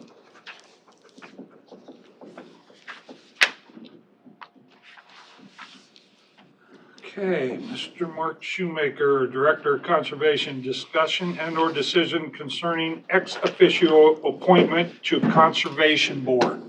Okay, I asked for this to be added Okay. to the agenda for today. I believe our appointment last week, when the board approved an ex officio board for the county conservation, we kind of overstepped the rules. I've gone back since that meeting and I've looked at Iowa Code 350, and it states that the county shall create a board of 5 bona fide residents of the county to serve. And I believe by appointing an ex officio, we've given the impression that we've appointed a 6th member, or that we've appointed the next member by maybe circumventing the system to recruit new applicants and to draw interest to it for the fact that, oh, well, you've already got an ex officio on board, they'll just move into the vacancy. And I believe that we've gone in a bad direction. Also, there's information in the code about how the board members can get reimbursed for mileage. And I think by having the ex officio, it creates some confusion to the rules, and I think it's going to be hard for Mark and his board to administer going forward. Okay. So I'm going to make a motion that we rescind the action from last week and cancel the appointment of the ex officio to the Pot County Conservation Board On what grounds, Susan? pursuant to Iowa Code Chapter Does 350. it say in there that we can't appoint an ex officio member? It does not say we Does it can't. say we can? There's nothing that talks about the ex officio as far as what the board members' responsibilities would be, what their contribution is. I think it just adds confusion to the board and understanding what responsibilities are out there. So then would you want to expand your motion to include not appointing ex officios to the VA commission? I haven't had a chance to go back to review that code, but I know that we've appointed boards members, and being new to the board, I haven't had a chance to go back and read all of the rules that I needed to have read on day one. And I just need to, I'm gonna go back and look at the VA one. I'm sure that everything was fine with it, but I wanna, specifically with this one, I think we need to Who are we revamp. talking about in assistance? I mean, who was voted? We ex officio of Melissa Head. I 100% disagree with what Susan said. We have the authority to appoint ex officios to any board if we wish. It doesn't say that we pay them to be on that board. If you've served on a board long enough, you'll find out how hard it is to get people who would even consider applying to serve on a board. And we have, through the application process, have a couple of good quality candidates. And I think putting an ex officio on any board gives them the opportunity to attend some of those meetings to see if they even want to be a real member or a appointed member of that board. So I just think that we're going in the wrong direction here. The code doesn't say that we can't do it. We've already did it. I think we're sending a terrible message to people who want to serve on a board representing this county to do something like this. I think it's totally wrong. Any citizen can attend any board That's meeting correct. at any time. And the Conservation Board has an excellent program set up for volunteers to step up and fill in those positions or help in those ways. No, I firmly believe that we have not done anything so far that can't be undone to rescind our action from last week. Well, I wish Matt was still here. I'm not sure that we could even do this, number one. you know, if there would have been someone who would have voted not in favor of appointing last week, I think they would have the opportunity to bring it back up for another vote. We had 5 ayes on that, and I think it's, what we did was perfectly correct, in my opinion. The state doesn't dictate who we put on a board or if we make an ex officio appointment. And I think, number one, by voting to unappoint an ex officio member, we're going in the exact wrong direction of where we need to go. You know, I was in favor of Lynn Groby on the VA as an ex officio because of his service and his experience. And Lynn probably health-wise isn't capable of assuming. Let's keep that out of it and let's stay on this. Tim, I would agree with you. The ex officios are important to us. Yeah. I really do believe that. I mean, that's what we appoint them for. That's what we have boards for, to handle the conservation team and the VA team and Board of Health and Planning and Zoning and Board of Adjustment. I mean, when you have 3 spots open on the Planning and Zoning Board, and you get 3 applications, 2 of them are existing members, it tells you how hard it is to get people who want to serve. And again, I don't want to keep beating this dead horse to death, but we're moving in the exact wrong direction that I would like to move. There's a motion on the table to remove Well, this. I would say that the board has to be first and foremost, the person that's an ex officio isn't automatically moved into a board position, because it's got to be the best possible balance of that board. Has to follow the rules of the state. So, and I assume it's gender and all those things that have to be listed as the board member that's being filled. We have to try to do those to the best of our ability. Yeah, and we also look at geography too. So it's nice to have a spread across the county of representation.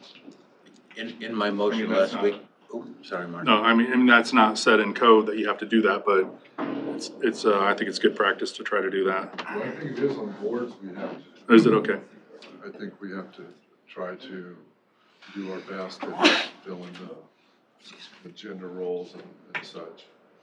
Right. Diversity. And that's one thing that I'm really interested in is talking with the people out in the eastern part of the county and finding more opportunities for them to serve on the boards. And I was asking last week about NeoGov and how long the board had been looking for those positions, and that was all before I was elected. So I'm anxious to learn more about it so we can recruit some more talent. Mark, how many people did we have apply? There were 6 applicants. One lived outside of Potawatomi County, so wasn't even considered. Okay. You have to be a resident. And one was a potential contractor that we might be working with in the future, so they were kind of lower on the list. So there was about 4. You know, we have an application process that this board implemented for all of our boards and commissions. So, and it's not my plan to divert from having everybody apply once there's a position open. So we haven't guaranteed anyone anything. So. Okay, there's a motion on the table to rescind the ex officio appointment. Is there a second?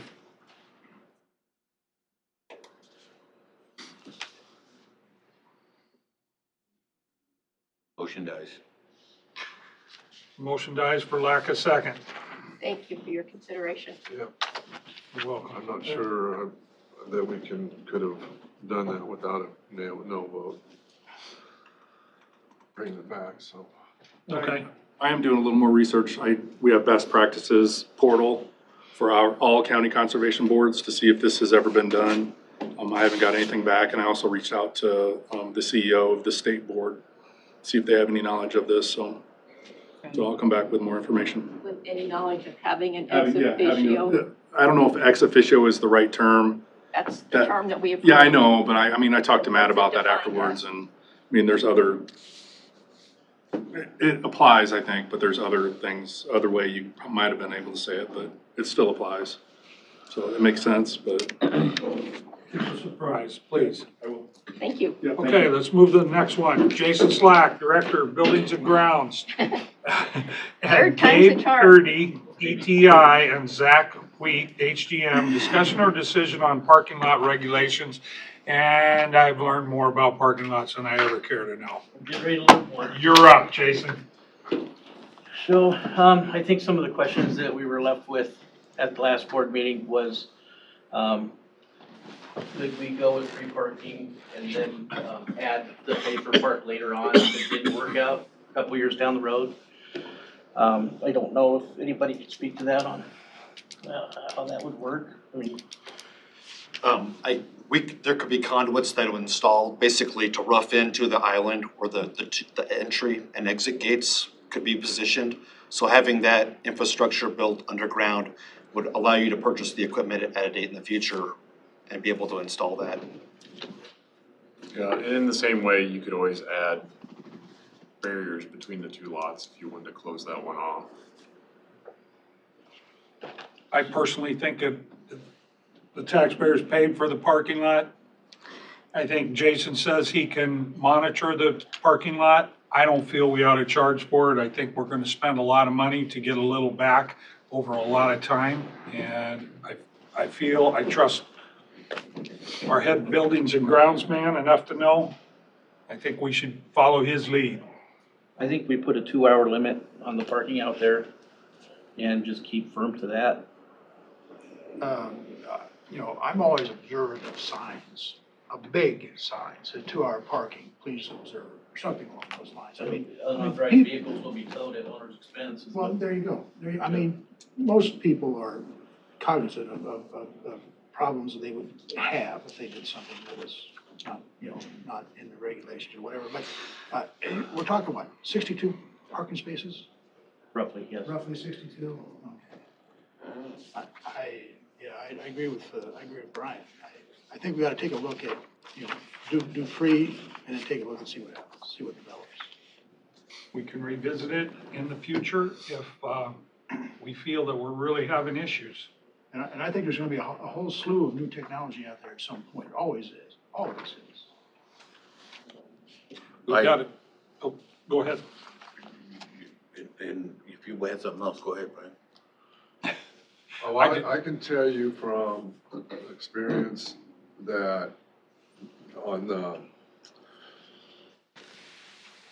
Ogden Place, where he went and bought the lot to the, what I call the east of him, for parking for his place, and thought he was gonna just put signs up and that nobody would park there unless they were a tenant of his place. And now it's got a gate so that he can have a place for his tenants to park, and then he's got to hire a person to monitor the lot in front of his place on the weekends so that his businesses in there can have their customers have a place to park when the 100 block is there. So not knowing what's gonna happen downtown here, if some more restaurants open up in some of these places or some other types of businesses, I don't know, I guess, I don't know what direction you're going, Scotty, but. I just don't know. I just think we're gonna create a problem with free parking. I 100% agree with that. And if you look at the possibility of us building another public health facility down here, it's gonna increase the parking. I think if we have gates up there with the ticket system, I agree with you that our citizens need to have free parking, and I wanna do that. we can do that through a ticket system through those gates. Okay, but do we have to handle credit cards and cash? I'm not going down that road. I think- That would be a fiasco. I don't think that, this is my personal opinion. First, we have to get to the point if we're even gonna put a, what do you call that thing? Kiosk. A kiosk out there. And I firmly believe we need to. Scott hit the nail on the head, in my opinion. Here's what's gonna happen. We are going, if we don't do something with the kiosk, on a day like today, when it's raining, everybody's gonna park there. It's closer to get to the door. And when other people park there and work somewhere else, and Brian, you wanna say that we wanna make sure our citizens have free parking, when we fill up that lot, they have nowhere to park except in front of a meter. Then if they don't pay the meter, the city tickets them, and right now it's $15, I believe. So I think if we don't have some kind of control that we can manage, we're making a huge mistake. I go back to what Jason has told me. They'll monitor, which you do now, correct? Correct. So I do feel that I want to back Jason on this. And I think we're putting a lot of money out for parking. Were we planning on, once the public health building's built, are we gonna put a kiosk over there? Speak up, would you? Are we gonna put a kiosk over at the new public health building for that parking lot? We haven't got that far yet, Jason. Okay. I mean, and I certainly don't want to have our employees monitoring a lot for 2 hours and then tow your car, Jeff. Well, the last time we talked, we were looking for more input. Am I correct? Is there somebody that can explain to us what other options there would be that would give us the same results? Yeah, so for an example, if you wanted to allow a person, you could set the kiosk, program it for a duration of grace period. So if you wanted to allow someone, a guest, the opportunity to pull a ticket as they enter the lot, park, and then be able to go into the courthouse, do their business within a 2-hour period and leave without paying, they can do that. It's just a matter of programming the kiosk. They go, someone comes into the lot, takes an hour and a half, 90 minutes, they're aware of a time frame, signage, things of that nature, or it can be printed out on the ticket, 2-hour grace period from this time stamp. And then they present their key or their ticket as they exit the lot. It knows the time that they're leaving and based on the timestamp from when they came in, and it open the gate and they can leave, no payment. It's a matter of programming to that respect, and that can be on weekends. It's a different rate.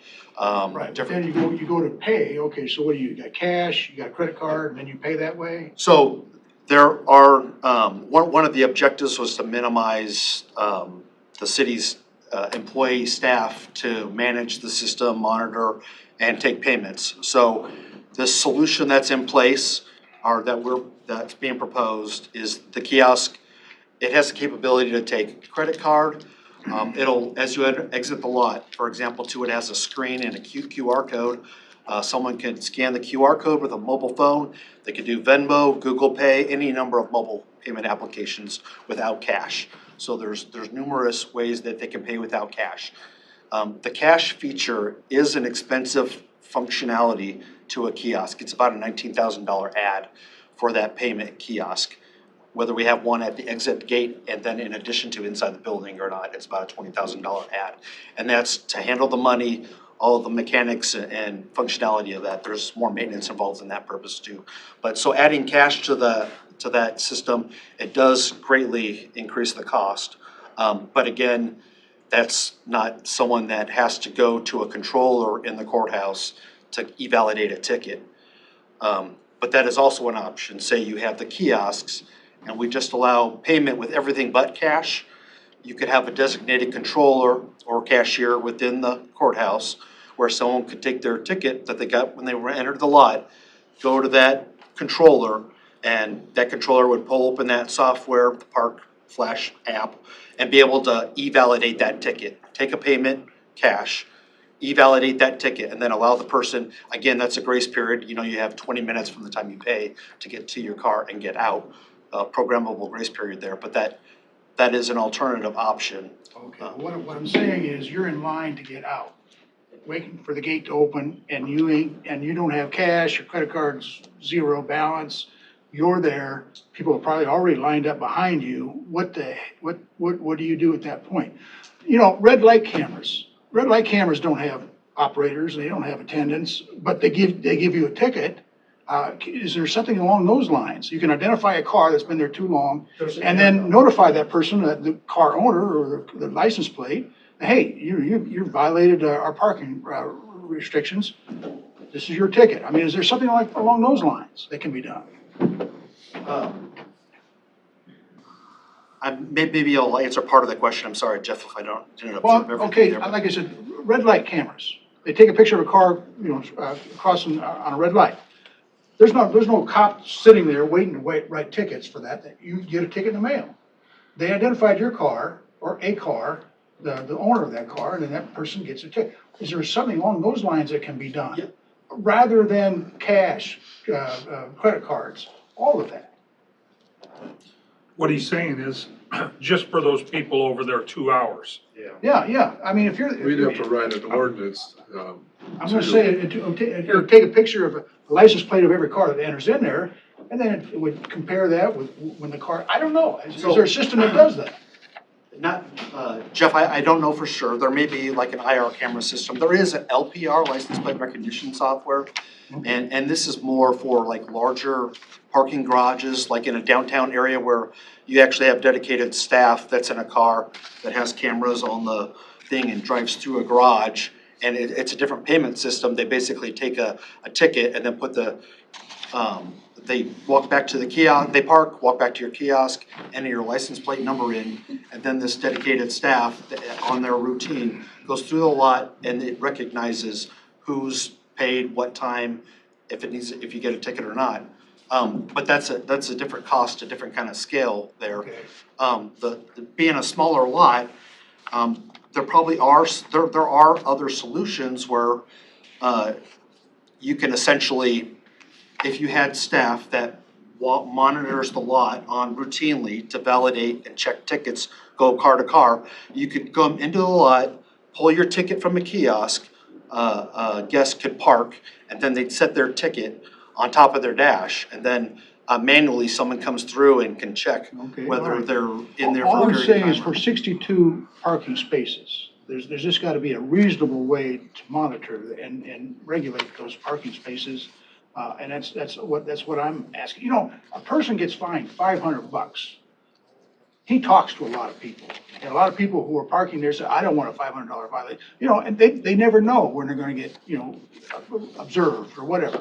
But $500 is a lot of money. And there are, if you go over your time, there is, incrementally fee, you can structure that how you want. But to answer one of your other questions, there is intercom functionality as you exit the lot that can dial to someone in the courthouse, again, a controller or some staff, that will allow you to release the gate at that point. And let people out if they're there for a duration of time. And I think there's actually some other program capability there with someone sitting there for a certain duration. I could follow up on that, but that intercom functionality is your go-to for, hey, what do? I'm stuck, I don't have a phone here. What do I need to do? And maybe at that point in time, we do have cameras in the lot and you can identify, timestamp and things of this nature, but that intercom is kind of your safe. My question would be, how much is all this costing us? I was gonna ask, for the first option, and I wish we would have a spreadsheet up here so we could describe all of them that you just talked about. But the first option that Tim described with the kiosk and the 2-hour permit, and without the cash option, with the credit card or the other payment, what's the price tag on that? Is that 240 something? There was a $269,000 price difference between the 270 sticks in my brain. paid for lot and Actually, 279 was what it was. It was, 269. 269, okay. So if you had a kiosk there with a gate, okay, no cash option. People pay with a credit card or however they want to pay with their phone or whatever. But somebody isn't able to do any of that. So possibly just let him out, take a picture of his license plate, and then he never comes back. I mean, is that an option? That is an option. Okay, because again, dealing with cash, I don't want to cash. But I can maybe see something like along those lines working. Because, I mean, it curtails people's free parking thought, in my opinion. I got another question. Around Iowa, how many have paid parking at the courthouse? That's a big deal. I don't think there's many within our area. And here we are, we're gonna monitor the thing anyway. We're gonna put another $269,000 into this. And we're still gotta monitor it. Well, 4 years from now, when our lot is full and our people are parking on the street, it's gonna cost a lot more than $269. Keep in mind, there's some revenue that would come in from that too, for people that are coming here for Okay, then something else, or, if, can you guarantee that we can write a program or implement software that would allow our tax-paying citizens to get out free doing business in the courthouse? I cannot make a guarantee. I mean, can you put a kiosk inside the courthourhouse, like on the other side of court security that validates every ticket?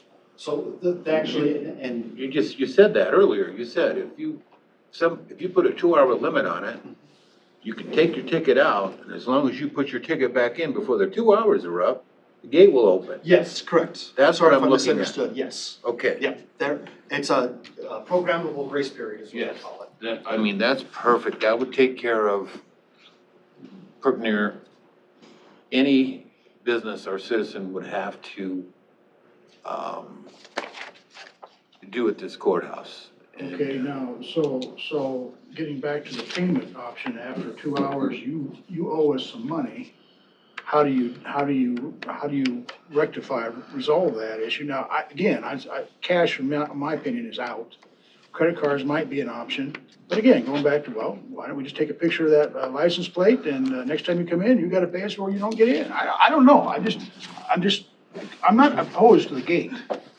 I'm just opposed to all these payment options where people are lined up, waiting to get out because one guy's up there doesn't have any way to pay, and then there you are. That's what I don't wanna see. What are your thoughts on this? My thoughts are, we are going to have a responsibility to monitor the parking lot in either case. If we do the free parking, it's gonna be easier for us to do snow removal. That's just my thought. Well, and I don't know, I wasn't here in the county board, but they put meters out there for a reason, when whoever built the lot.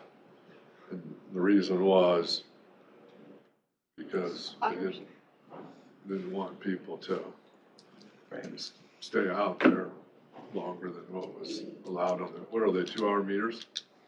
Yeah. You know,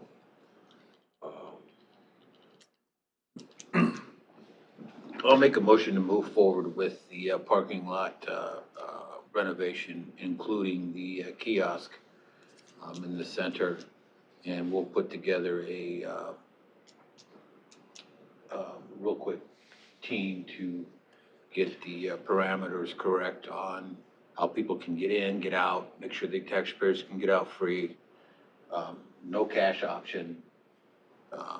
I like the Venmo or PayPal and credit card stuff. It gives us an opportunity to make sure that our residents have a free parking spot. I'll second that motion. Got a motion and a second to approve, moving ahead with this. what, so what's the total on this one then? The total would 69. be, Cause it's only 60%. That includes a kiosk in the courthouse and a cash option. Just 269 did? Yes. Oh, Well, I don't want that.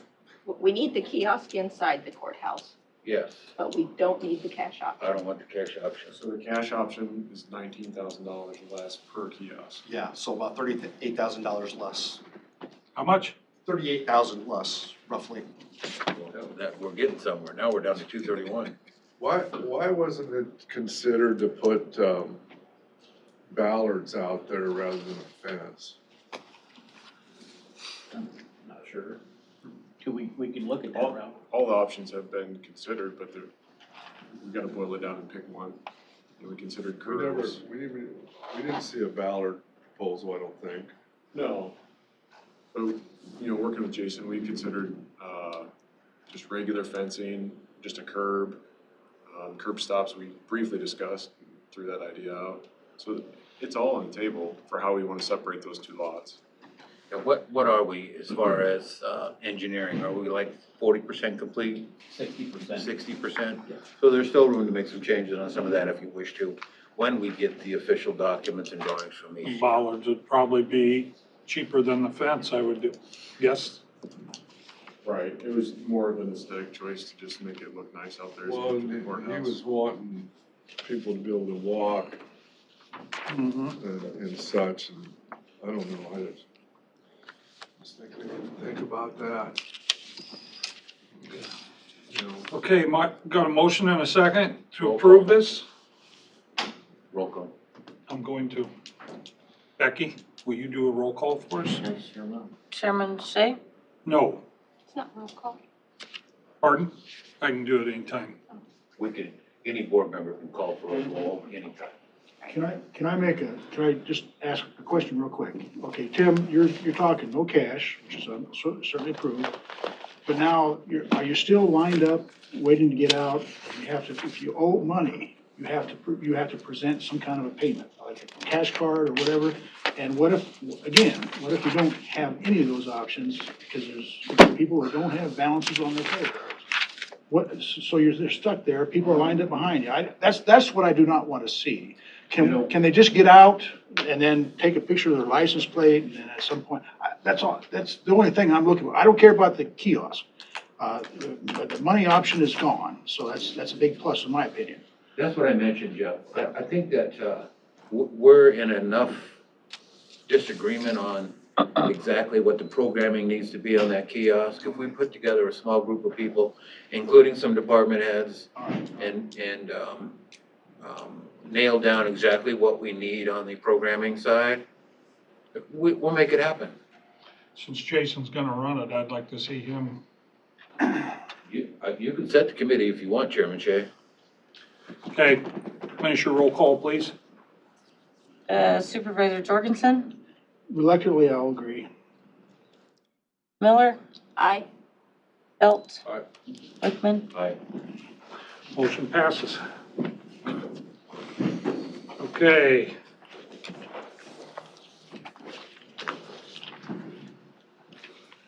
Thanks, Dan. Thanks, Jason. Thanks for coming in, you guys. Thank you. Yeah. Okay, Becky Linehan, Finance and Tax Officer, Auditor's Office. Set time and date for the max levy hearing and approved publication request. I believe I got the max levy sent to all of you for Jeanette's. It's just something that the state requires us to do through the Department of Management. I just go in and put in the figures that are used, and I've used the same tax levies that we had for last year. There's only a 5.78% proposed percentage change versus last year was 10.25. I would like to set the date and time for 10 a.m. on March 7th of '23. This gives me enough time to get it to the rural papers and meet the required publication time period. Need a motion to approve that date. Are we gonna get, have to republish these if they end up? Only staying? if they're higher. Well, I mean, if they push the, budget to the end of April for approval, The max levy will not need to be republished, readopted unless it's higher. okay. Becky, in this, the notice of public hearing proposed property tax levy, is that what you're gonna publish? Notice of public hearing proposed property tax levy. That's what I just That asked. you sent out, yes. That I sent out to you on Friday. Yeah, where's the levies at? Doesn't have the levies on there. How is someone that's gonna look at that know what our levies are. You might want to ask the Department of Management that, because this is their form. I just fill in the information that I have, and that they fill in the rest of it. It's automatic. So all you did then was take the current levy and the current valuation and give us a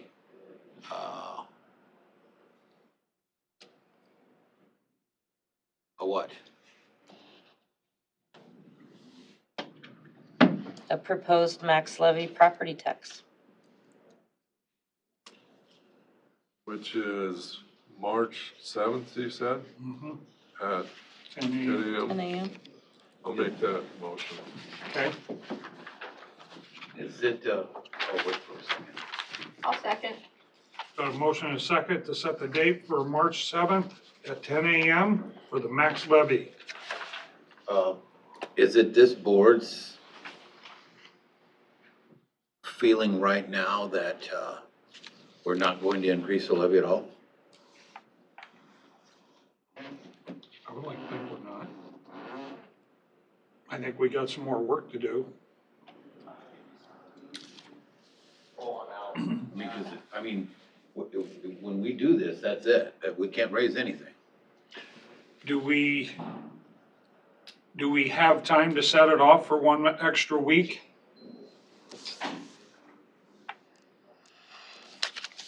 Well, you could, but, yeah, we could. I would like, I mean, this is the 14th, that's 3 weeks out.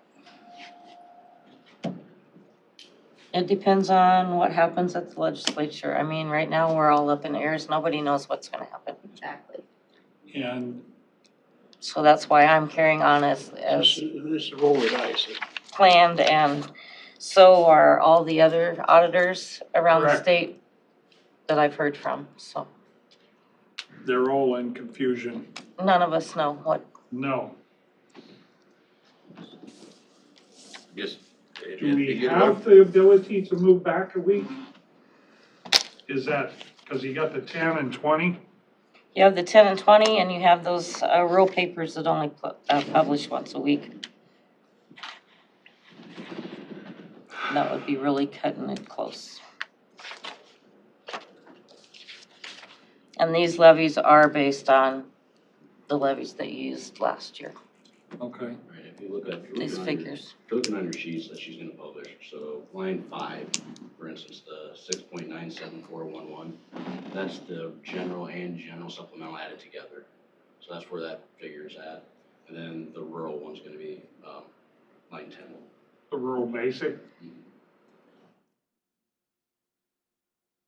You know, I'm gonna move forward with whatever this board decides. I just want us to remember that, you know, we have a $400,000 increase in insurance costs. I mean, we really We'll go over all that. we haven't really talked about, are we doing anything there or not? That will be after this, in our budget session. We should be able to get closer today. And we need to. So are we putting the cart before the horse setting this date? But Becky's gotta have it by the 10/20 day deal. So that was why I was asking her if we had one more week to set that date. And has the extension been passed by the legislature? No. Not yet. That's a big deal. Can we move this agenda item to our budget study session and act on it after? I would ask Chairman, or Could, Wickman, Mr. Supervisor. you know, we can move anything on this agenda anywhere we want to. We don't put times on these for a reason. Right. And that's so we can move them around. I just, and I don't have anything, and I'm not trying to create any more work for Becky, but if things look like we have to deficit spend to a point someone or two or three of us aren't comfortable doing, and we've set this rate, we're stuck. So we can move this to our budget study session and make that decision at that time? I don't see After we're any done? reason why we can't. I would entertain a motion to do that. We would feel better after what we gotta go Did through. Scott get a second on his motion? Yeah. The only thing would happen is Scott and Susan would have to withdraw their motions and put it at the end of the agenda. I think to give Becky better guidance and for us all to feel better about what decisions we're making. So if we would go to, if I rescind my motion and we just go to next Tuesday, would that puts us too close to the boundary then? So you still do it today? Pardon? You still make your decision today? Make It'll be it after. this afternoon after budget studies. Okay, I'll rescind my motion. Motion to rescind. Does Susan need to take her second back? Yeah. She sure can. We may end up having another opportunity to reset our Like max levy if the state, later today? well, or maybe even next month. The state is not making it easy for anybody in this state. No. There was a lot of talk of that at our meeting, the NACO meeting. So, okay, do you want to rescind or? Yes, I will rescind my motion, or my second. Okay, then I got a motion to rescind and the second is rescinded. So we can leave that set Mitch, or on our agenda for Chairman now. Shea, you can say that we are officially moving item, what was it? Yeah, 3D. 3D to the, after section. After. Section 8. Yes. We will officially move 3D to study, budget study session 8B. Does that sound good? Awesome. Okay. Let's do a quick deal here. There ain't anybody to speak publicly. Did you see anything, David? No. You got anything to say? I'm all right. Okay, the committee appointments. What meetings has everybody gone to?